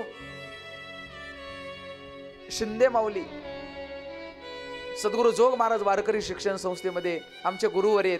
ते नेहमी एक गोष्ट सांगत असतात कथेमधून कीर्तनामधून. एक मनुष्य दुःखी झाला, संसाराच्या तापाने तापला आणि तापल्याच्या नंतर तो म्हणायला लागला आता जगून फायदा नाही, आता आत्महत्या केली पाहिजे. आणि आत्महत्या करण्यासाठी तो एका रेल्वेच्या पटरीवरती गेला, जाऊन झोपला. रेल्वे येण्याची वाट पाहू लागला, कधी रेल्वे येईल आणि कधी मी या ठिकाणी गतप्राण होईन. रेल्वेची वाट पाहू लागला. तेवढ्यामध्ये वाऱ्याची छोटीशी झुळूक आली आणि झुळूक आल्याच्या नंतर त्या वाऱ्याच्या झुळकेबरोबर ती एक पान आलं. पान एक कागद आला. कागद उडत उडत आला. त्या माणसाने तो पाहिला तर तो कागद नव्हता, ते गाथ्याचा अभंग त्या कागदावरती लिहिलेला होता. त्याने तो अभंग पाहिला आणि वाचला. त्या अभंगामध्ये असं लिहिलेलं होतं, तुकोबरायांचा अभंग लिहिलेला होता. त्या अभंगामध्ये असं लिहिलेलं होतं, मरण मागे तो गाढवाचा बाळ. म्हणजे जो मरण मागतो, जो आत्महत्या करण्याचा विचार करतो, तो कोणाचा मुलगा आहे? गाढवाचा मुलगा आहे. त्याने ते वाचलं आणि वाचल्याच्या नंतर तो म्हटला, तुकोबराय जर म्हणत असतील, जर मी आत्महत्या करतोय आणि आत्महत्या करण्याचा विचार माझ्या मनामध्ये, तर मी माणसाचा मुलगा नाही, गाढवाचा मुलगा आहे, आत्महत्या केली नाही पाहिजे. त्या पटरीवरून उचलून बाजूला आला. ऐका, संतांचे अभंग आपल्याला दुःखामधून सोडवतात, संकटामधून सोडवतात. जर त्या संतांना आपण शरण गेलो तर ते आपल्या जीवनाचं सोनं केल्याशिवाय राहणार नाहीत. जीवनाचं सोनं व्हावं असं वाटत असेल, एक तर देवाला शरण गेलं पाहिजे, नाहीतर संतांना शरण गेलं पाहिजे. देवाला तुम्ही कसंही शरण जा, दुःखामध्ये जा, सुखामध्ये जा, कसंही जा. एवढंच नाही तर त्या भगवंताची भक्ती करा किंवा भगवान परमात्म्याच्या विरुद्ध वागा, तरी सुद्धा भगवंत आपला त्रास, आपल्याला आपला उद्धार केल्याशिवाय राहत नाही. म्हणून त्या हिरण्याक्षाचा भगवान परमात्म्याने उद्धार केला. हिरण्याक्षाचा उद्धार केला, परंतु हिरण्यकश्यपू त्याचा भाऊ होता. हिरण्यकश्यपूला समजलं, माझ्या भावाचा वध भगवंताने केलेला आहे. आता इथून पुढे गावामध्ये भगवान परमात्म्याचं नाव कोणी घ्यायचं नाही. गादीवरती बसलेला हिरण्यकश्यपू दौंडीवाल्याला बोलवलं आणि बोलवल्याच्या नंतर दौंडीवाल्याला सांगितलं, गावामध्ये जाऊन दौंडी दे, गावामध्ये सांग, आजपासून गावामध्ये भगवंताचं, देवाचं नाव कोणी घ्यायचं नाही, देवाची पूजा कोणी करायची नाही. ज्याच्या घरामध्ये देव दिसतील, ग्रंथ दिसतील, हे सगळं सगळं सगळं नेऊन त्या ठिकाणी पाण्यामध्ये सोडून द्यायचं. कोणी देवाचं भजन पूजन करायचं नाही. का? माझ्या भावाला बारलंय देवानं, त्याचा सूड घेतल्याशिवाय मी राहणार नाही. सगळ्या गावामध्ये महाराज दौंडी देऊन टाकली. भगवंताचं भजन कोणी करत नाही, भगवंताला कोणी मोजत नाही. गावामधले लोक भिवू लागले. सगळ्यांनी देव धर्म सगळं काही सोडून दिलं. आणि हिरण्यकश्यपू एके दिवशी आपल्या बायकोला कयादूला सांगितलं, त्या देवाचा सूड घेण्यासाठी मी आता तपश्चर्या करायला जाणार, असं वरदान मागून घेणार. आणि वरदान मागून घेतल्याच्या नंतर पुन्हा भगवंताशी माझी गाठ आहे. आणि महाराज तपश्चर्याला जायला निघाला. निघाल्याच्या नंतर पहिल्या दिवशी गेला, एका शिळेवरती जाऊन बसलेला आहे. तपश्चर्याला, चिंतनाला, त्या ठिकाणी तपश्चर्याला बसणार एवढ्यात त्या ठिकाणी एक पोपट आला. आणि पोपट आल्याच्या नंतर पोपट त्या ठिकाणी बोलू लागला. पोपट बोलतो ना, शिकवलेला पोपट असेल तर बोलतो. पोपट तिथं यायचा, त्याच्या भोवताली फिरायचा, नारायण नारायण म्हणायचा. महाराज त्या हिरण्यकश्यपूला एवढा राग यायचा, तो म्हणला, ज्याचं मला वावड आहे त्याचंच हे भजन करते. हिरण्यकश्यपूला राग यायचा. हिरण्यकश्यपूला वाटलं आता अपशकुन झाला, चला देवाचं नाव घेणारा पोपटाला अपशकुन झाला. खरं सांगा, देवाचं नाव अपशकुन आहे का? शकुन आहे. भगवान परमात्म्याच्या नावा एवढं मंगल काय आहे महाराज? भगवान परमात्म्याचं नाव किती मंगल आहे. मंगलम भगवान विष्णू मंगलम गरुड ध्वजा मंगलम पुंडरीकाक्ष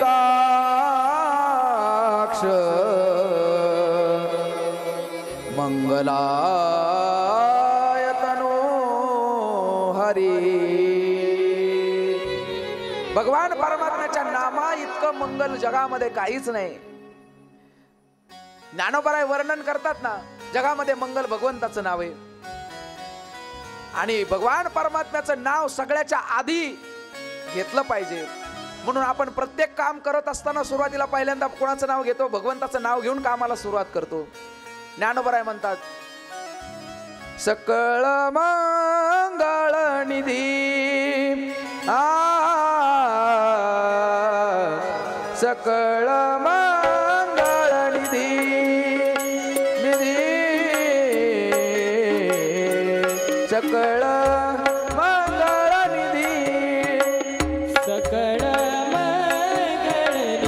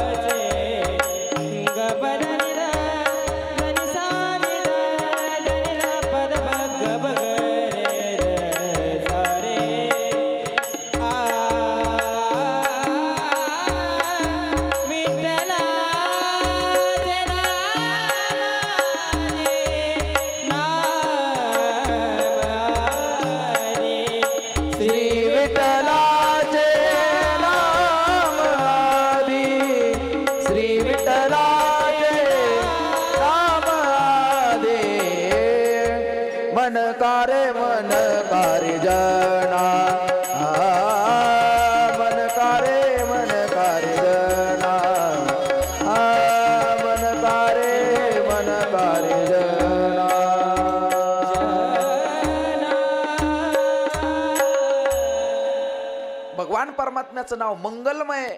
पण हिरण्यकश्यपू म्हणू लागला, भगवान परमात्म्याचं नाम या पोपटाने घेतलं, अपशकुन झाला आणि घरी आला. घरी आल्याच्या नंतर कयाधूनं विचारलं, का हो पतिदेव, तुम्ही तर तपश्चर्याच्या निमित्ताने गेला होतात, का वापस आलात?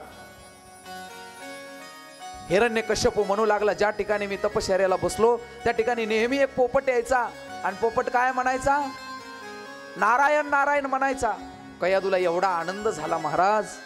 कयादू म्हणू लागली, एवढा पापी, याच्या तोंडामध्ये कधी देवाचं नाव आलं नाही. एवढंच नाही तर याच्या निमित्ताने याने जगामध्ये राज्यामध्ये कोणाला देवाचं नाव घेऊ दिलं नाही आणि याच्या तोंडामध्ये आज देवाचं नाव आलं, नारायण नारायण म्हणू लागला. तिला आनंद झाला आणि ती पुन्हा पुन्हा त्याला विचारू लागली, का हो मालक, पोपट काय म्हणायचा? तो लगेच सांगायचा, पोपट नारायण नारायण म्हणायचा. ही पुन्हा पुन्हा विचारायची, काय म्हणायचा पोपट? तो म्हणायचा नारायण नारायण म्हणायचा. आणि रात्रभर त्या कयादूनं त्या हिरण्यकश्यपूकडून भगवान परमात्म्याचं भजन करून घेतलं. आणि ज्या दिवशी ही रात्र होती त्या दिवशीच प्रल्हादाचं बीजारोपण झालं. दुसरा दिवस उजडला. पुन्हा हा असणारा त्या ठिकाणी तपश्चर्याच्या निमित्ताने निघून गेला. श्री राधे राधे गोविंद गोविंद राधे राधे राधे गोविंद गोविंद राधे राधे राधे गोविंद राधे राधे गोविंद मन भजने प्यारे हरि का नाम प्यारा है राधे राधे गोविंद राधे राधे गोविंद मन में भजने प्यारा हरि का नाम प्यारा है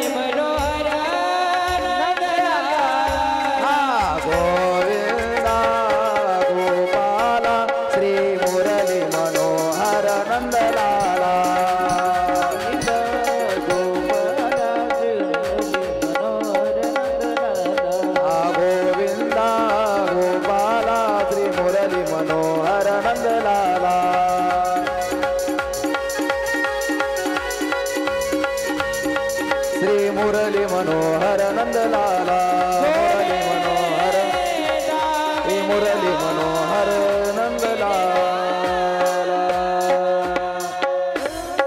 गोपाल कृष्ण भगवान की जय जय श्री राधेश्याम।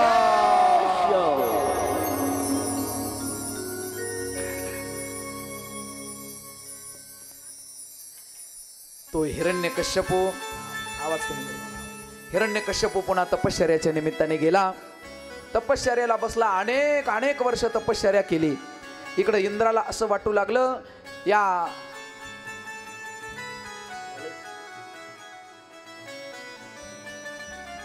हिरण्यकश्यपूची तपश्चर्या पूर्ण झाल्याच्या नंतर हा नक्की आपल्याला त्रास देणार आहे. परंतु हिरण्यकश्यपूची पत्नी असणारी कयादू ही गर्भवती आहे. हिच्या पोटी जर जन्माला मुलगा आला आणि हा जर पुन्हा आपल्याला त्रास देऊ लागला, इंद्राने विचार केला, आता या कयादू मातेचं हरण करून घेऊन जाऊ आणि हिला काय करू, मारून टाकू. इंद्रानं त्या ठिकाणी कयादूला घेतलं, घेऊन निघाला. निघाल्याच्या नंतर नारदजी मध्ये आले. नारदाने विचारलं इंद्राला, इंद्रा कुठं चालवलंस? सांगितलं हिला मारण्यासाठी चालवलंय. अरे नुसती तुझ्याकडून एक हत्या नाही होणार, दोन हत्या होतील. एक स्त्री हत्या आणि दुसरी भ्रूण हत्या. म्हणून का मारतोस? तिच्या पोटामध्ये बाळ वाढतंय, तुला अधिकार नाही तिला मारण्याचा. नारदाचं इंद्रानं ऐकलं आणि नारदाच्या आश्रमामध्ये कयादू राहू लागले. नारदाच्या आश्रमामध्ये त्या कयादूच्या गर्भावरती संस्कार होऊ लागले भगवंताच्या भजनाचे. इकडं या हिरण्यकश्यपूची तपश्चर्या पूर्ण होत आली आणि तपश्चर्या पूर्ण होत आल्याच्या नंतर एके दिवशी तपश्चर्या पूर्ण झाली. भगवान ब्रह्मदेव त्याच्या समोर प्रगट झाले आणि ब्रह्मदेवाने विचारलं, एवढी कठोर तपश्चर्या का केलीस, कशासाठी केलीस? त्या हिरण्यकश्यपूने ब्रह्मदेवाला वरदान मागितलं, हे ब्रह्मदेवा मला असं वरदान द्या, मला मरणच नको. ब्रह्मदेव म्हणले, वेडा झालास का काय, तुला मरण नको? अरे मलाच मारावं लागतंय, तुझं काय नवल आहे? पण महाराज तो राक्षस होता परंतु बुद्धिमान होता. तो म्हणला, असं आहे का, मग मी जे वरदान मागन ते तुम्ही मला द्या. चालेल म्हणे, तुला काय पाहिजे ते माग. आणि मग त्याने मागायला सुरू केलं, मला दिवसा मरण नको, रात्रीचं मरण नको. ब्रह्मदेव म्हणायचे, तथास्तु. स्त्रीच्या हाताने नको, पुरुषाच्या हाताने नको. ब्रह्मदेव म्हणायचे, तथास्तु. शस्त्राने नको, अस्त्राने नको. हे म्हणायचे, तथास्तु. असे अनेक वरदान मागून घेतले. दिवसा नको, रात्री नको, घरात नको, दारात नको, असे अनेक वरदान मागून घेतले. ब्रह्मदेव तथास्तु म्हणायचे. आणि महाराज हा म्हणू लागला, मी ब्रह्मदेवाला फसवलं. कारण दिवस आणि रात्र सोडता दुसरं काय असते? एक तर दिवस नाही तर रात्र, दुसरं काय असते म्हणला, याच्यापेक्षा तिसरं काय? ब्रह्मदेवाला फसवलं म्हणला. आता मला कोणी मारू शकत नाही. एवढा उन्मत्त झाला. आला वापस. आल्याच्या नंतर एवढा उन्मत्त झाला, जिकडं तिकडं सगळ्या गावामध्ये सांगितलं, आजपासून देवाचं भजन करायचं नाही. लय भजन करण्याची खूप इच्छा असेल तर माझं भजन करायचं. आणि इकडं महाराज कयादूने सुंदर एका मुलाला जन्म दिला. त्याचं नाव भक्त प्रल्हाद ठेवलं. आणि नारदाच्या आश्रमामध्ये तो मुलगा वाढू लागला. गर्भावरती संस्कार झाले नारायण नामाचे. आणि तो मुलगा सुद्धा भजन करू लागला. नारायण नारायण श्रीमन नारायण नारायण नारायण. भगवंताचं भजन करू लागला. कयादू पुन्हा आपल्या त्या छोट्याशा बाळाला घेऊन आली. मुलगा लहानाचा मोठा होऊ लागला परंतु भजन करू लागला. हिरण्यकश्यपू म्हणायला लागला, सगळ्या लोकांना मी सांगितले देवाचं भजन कोणी करायचं नाही. हे माझ्याच पोटी आलंय देवाचं भजन करणार. खूप वेळा समजावून सांगितलं देवाचं भजन करायचं नाही. भक्त प्रल्हादजी म्हणायचे, हो आता करणार नाही. आणि लगेच सुरू भजन, नारायण. पुन्हा भजन करायचे. अनेक वेळा समजावून सांगितलं तरी सुद्धा ऐकत नाही. मग याला मारलं पाहिजे, याला मारलं पाहिजे, याला ठेवलं नाही पाहिजे. याच्या अगोदर असा एक प्रसंग घडला. म्हणे आता याला शिकवण्यासाठी काय करू? दैत्यांचे मुलं त्या ठिकाणी, दैत्यांचे गुरु शुक्राचार्य, त्यांचे 2 मुलं शुंभ आणि निशुंभ, यांना त्या मुलांना शिकवण्यासाठी ठेवलं. सगळे दैत्यांचे मुलं एकत्रित केले, शाळा भरवली आणि सांगितलं यांना शिकवायचं. काय शिकवायचं? सगळं देवाच्या विरोधातलं शिकवायचं. जगामध्ये देवाचं अस्तित्व नाही, देवाला मानायचं नाही, देवाचं भजन करायचं नाही, देवाचं पूजन करायचं नाही, काही करायचं नाही. कारण ते दैत्यच होते महाराज. म्हणून आज पण आपण लक्षात ठेवायचं, ते देवाला मानत नाहीत, देवाचं जे अस्तित्व मानत नाहीत ते कोण आहेत? बोला ना, कोण आहेत? दैत्य आहेत. जे देवाला मानत नाहीत ते दैत्य आहेत, राक्षस आहेत. मग राक्षसांचं काय करावं लागतं? भगवान परमात्म्याला विचारा, राक्षसाचं काय करावं लागतं? भगवान परमात्मा राक्षसांचा शिरच्छेद करतात. म्हणून राक्षस वृत्तीच्या माणसांना मारलं पाहिजे. ज्यांनी हिंदू धर्म विचारून त्या ठिकाणी गोळ्या घातल्या त्यांना काय माणूस म्हणावं का? माणूस होते का ते? माणूस नव्हते, ते राक्षस होते, राक्षस. म्हणून अशा राक्षसी वृत्तींना सुद्धा तसंच उत्तर दिलं पाहिजे. म्हणून परवाच्या दिवशी रात्री आपण सगळ्यांनी पाहिलंय, त्याच पद्धतीने उत्तर दिलं. त्याच पद्धतीने त्यांनी आपले 26 मारले, त्यांची गावाची गावं उद्ध्वस्त केले. याला म्हणायचं प्रत्युत्तर, सडेतोड उत्तर त्या ठिकाणी त्याला म्हणायचं. म्हणून खऱ्या अर्थाने आपला राजा म्हणजे मोदी साहेब, त्यांना आपण धन्यवाद दिले पाहिजेत, धन्यवाद दिले पाहिजेत. जशास तसं उत्तर दिलं पाहिजे. जशी प्रवृत्ती असेल त्या प्रवृत्तीचं उत्तर, वाईट प्रवृत्तीचं उत्तर त्याच पद्धतीने दिलं पाहिजे. म्हणून ऐका, राक्षसांचे मुलं शिकायला घातलेत, राक्षसांचेच गुरु शुक्राचार्य त्यांचे मुलं शिकवण्यासाठी ठेवलेत आणि ते शिकू लागले देवाच्या विरोधात. हे 2 शिक्षक शिकवायचे आणि मुलांचं शिकायचं झालं. ते वर्गाच्या बाहेर आले की भक्त प्रल्हादाने पुन्हा सगळ्या पोरांना एकत्रित करायचं. पोरांनो, जाऊ द्या, यांचं सोडून द्या, परंतु आपला उद्धार करणारा जर कोण असेल तर भगवान परमात्मा आपला उद्धार करणार आहे. म्हणून सगळ्यांनी बोला नारायण नारायण श्रीमन नारायण नारायण नारायण नारायण नारायण श्रीमन नारायण नारायण हो नारायण नारायण नारायण नारायण नारायण नारायण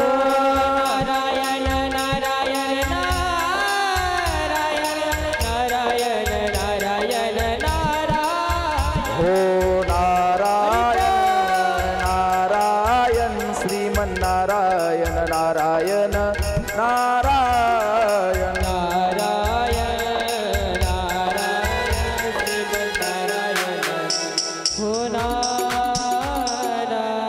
पुन्हा ते दैत्यांचे दोन मुलं ते शिक्षक यायचे, आले की यांचं भजन पाहिले की पुन्हा भजन थांबवायचे. एके दिवशी हिरण्यकश्यपू म्हणला शाळा नेमकी कशी चालली पाहायला जावं लागेल. शाळा पाहण्यासाठी हिरण्यकश्यपू आला आणि नेमकंच हे शुंभ निशुंभ वर्गाच्या बाहेर गेलेले होते आणि यांचं भजन चालू झालेलं होतं. इतका राग आला महाराज हिरण्यकश्यपूला. त्या दोघांना बोलून घेतलं, शिक्षकांना काय चाललंय म्हणे, तुम्हाला काय शिकवायला लावलंय, पोरं भजन करतायत, काय करू म्हणे, आम्ही शिकवलं तरी पोरं ऐकत नाहीत, ऐकत नाहीत. उद्या जर या पोरांनी भजन केलेलं मी पाहिलं तर तुमच्या दोघाचा शिरच्छेद करीन. महाराज मग तर असं शिकू लागले, भेद भेद शिकू लागले. पण पुन्हा तेच, ते निघून गेले की पुन्हा भजन नारायण, पुन्हा भजन. महाराज इतका राग आला महाराज हिरण्यकश्यपूला. हिरण्यकश्यपूने एके दिवशी पोराला जवळ बोलावून घेतलं, भक्त प्रल्हादाला विचारलं, का रे सारखंच देवाचं नामस्मरण करतो, सारखं देवाचं नामस्मरण करतो, तुला काही वाटत नाही का? मी सगळ्या लोकांना सांगितलंय देवाचं भजन करायचं नाही आणि तू भजन करतोस. भक्त प्रल्हाद काही बोलत नाहीत. हिरण्यकश्यपूने ठरवलं आता या पोराला जिवंत ठेवायचं नाही. दोन दूत बोलून घेतले, सांगितलं जा याला घेऊन जा, उंच कड्यावरून लोटून द्या. गेले महाराज घेऊन, दोन द्वारपाला आले, भक्त प्रल्हादाला घेतलं, उंच कड्यावरती नेलं, वरून लोटून दिलं. पण खाली भगवान परमात्म्याने हातामध्ये भक्त प्रल्हादाला झेललं आणि ते दोन द्वारपाल वरून लोटून दिलं. राजाला सांगायला येऊ लागले. त्याच्या अगोदर भक्त प्रल्हाद त्यांच्या पुढं राजाच्या मांडीवरती येऊन बसलेला आणि हे दोघ जण आले आणि बोलू लागले, राजे साहेब तुमच्या मुलाला वरून लोटून दिलं म्हणायचं तर पाहिलं, मुलगा तर आपल्या अगोदर पुढे. राजा म्हणला तुम्ही दोघं इकडे या, तुमच्याकडे बघतो म्हणे मी, तुम्हाला या पोराला लोटून द्यायला लावलं होतं. ते म्हणले अहो राजे साहेब खरंच आम्ही याला टाकून दिलं होतं, उंच कड्यावरून लुटून दिलं, कुठून आला काही मेळ नाही. अनेक प्रयत्न केले महाराज भक्त प्रल्हादाला मारण्यासाठी. पिसाळलेल्या हत्तीच्या पायाखाली दिलं, उकळलेल्या तेलाच्या कढईमध्ये टाकलं, तरी सुद्धा भक्त प्रल्हादाला काही होत नाही. हिरण्यकश्यपूची एक बहीण, तिचं नाव होलिका, त्या होलिकेला वरदान होतं, ती अग्नीमध्ये जरी बसली तरी अग्नी तिला स्पर्श करत नव्हता. म्हणून होळी रचली, तिच्यावरती ती होलिका बसवली. भक्त प्रल्हादाला तिने मांडीवरती घेतलं, होळी पेटून दिली, परंतु परिणाम उलटा झाला. होलिका त्या ठिकाणी पेटू लागली, तिला पोळू लागलं. भक्त प्रल्हादाला काही झालं नाही, काही झालं नाही. भक्त प्रल्हाद आहे तसे त्या अग्नीमधून बाहेर आले. एके दिवशी राजाला एवढा राग आला, रागाच्या भरामध्ये भक्त प्रल्हादाला त्या ठिकाणी राजानं मारलं आणि विचारलं, का रे तू ज्या देवाचं भजन करतोस तो देव तुला कधी भेटलाय का? भक्त प्रल्हादाने सांगितलं, भेटलाय का? काय विचारता, एवढ्या संकटामधून मला ज्याने वाचवलंय तो देवच आहे. तुम्ही उंच कड्यावरून लोटून दिलं, भगवान परमात्म्याने मला हातामध्ये घेतलं, उकळत्या तेलाच्या कढईमध्ये तुम्ही मला टाकलं, भगवान परमात्म्याने तेल शांत केलं. पिसाळलेल्या हत्तीच्या पायाखाली तुम्ही मला दिलं, भगवान परमात्म्याने हत्तीला शांत केलं. ज्या होळीमध्ये तुम्ही त्या अग्नीमध्ये मला ठेवलं, भगवान परमात्म्याने मला त्या अग्नीमधून वाचवलं. अजून माझा भगवान परमात्मा तुम्हाला कुठं पाहायचा आहे? कुठं पाहायचा आहे? नाही नाही नाही नाही, तुझा भगवंत कुठं दिसतो का? कुठं आहे? मला दाखव. भक्त प्रल्हादाने सांगितलं, नाही ऐसा ठाव उरला असे कवन, सर्वत्र संपूर्ण गगन जैसे. माझा भगवंत नाही असं ठिकाणच नाही. विठ्ठल जळी स्थळी भरला, कोटे ठाव नाही उरला, अजिम्या दृष्टीने पाहिला विठ्ठलची विठ्ठल. माझा भगवंत नाही असं ठिकाण नाही. हिरण्यकश्यपू लाल डोळे झालेले, रागामध्ये क्रोधायमान झाला, उभा राहिला आणि विचारलं, हा समोर जो खांब दिसतो या खांबामध्ये आहे का तुझा भगवंत? भक्त प्रल्हादाने सांगितलं, या खांबामध्ये सुद्धा माझा भगवंत आहे. आणि सांगितल्याच्या नंतर महाराज रागाच्या भरामध्ये हिरण्यकश्यपू उठलाय सिंहासनावरून, धावत धावत त्या खांबाच्या जवळ गेला आणि त्या दुर्जनाने खांबावरती लात मारली. लात मारल्याबरोबर त्या खांबामधून कडकड कडकड कडकड कडकड आवाज झाला आणि त्याच्यामधून नरसिंह भगवंत प्रगट झाले. नरसिंह भगवान की जय. खांबावरी लात मारिली दुर्जने, खांबावरी लात मारिली दुर्जने. खांबावरी लात मारिली दुर्जने, खांबावरी लात मारिली दुर्जने. हो स्वामीनारायण प्रगटले, स्वामीनारायण प्रगटले.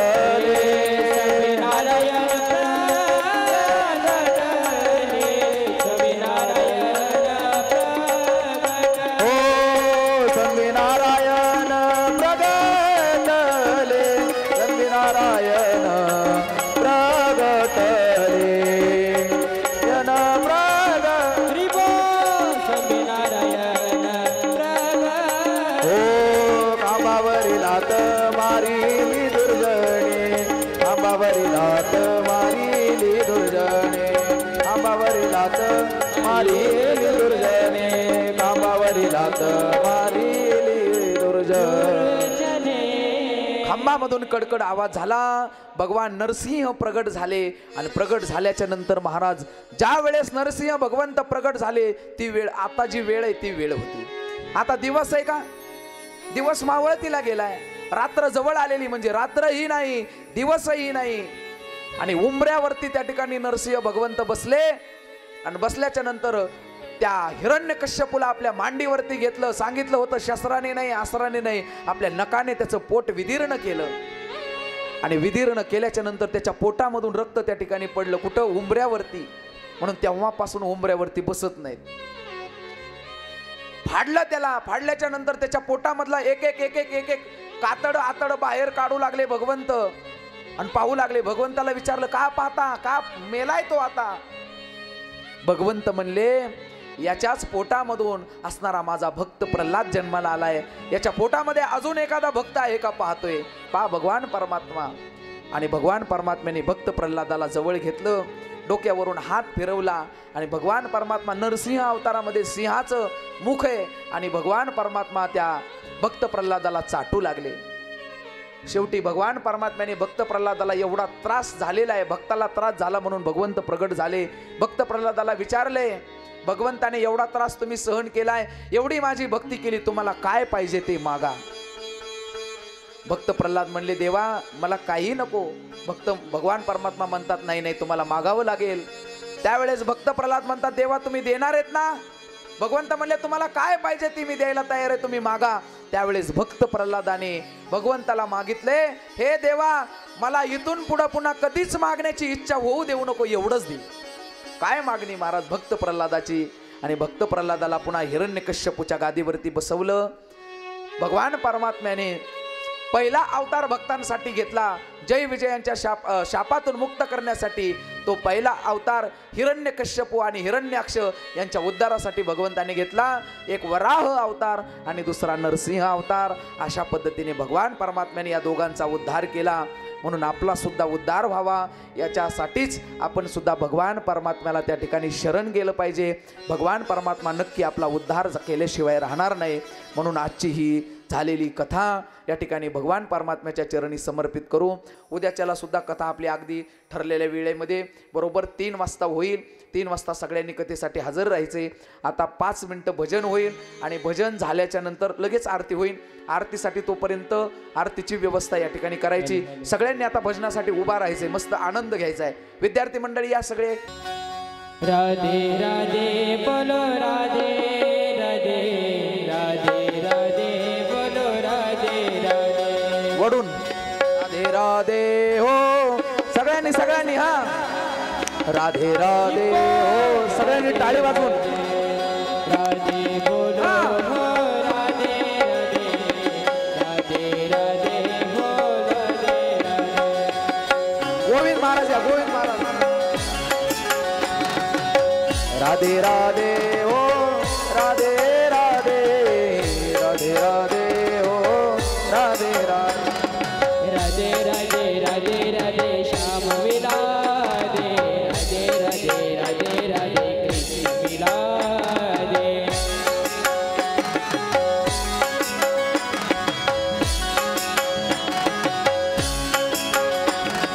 राधे बोलो राधे मिलो कृष्ण मिला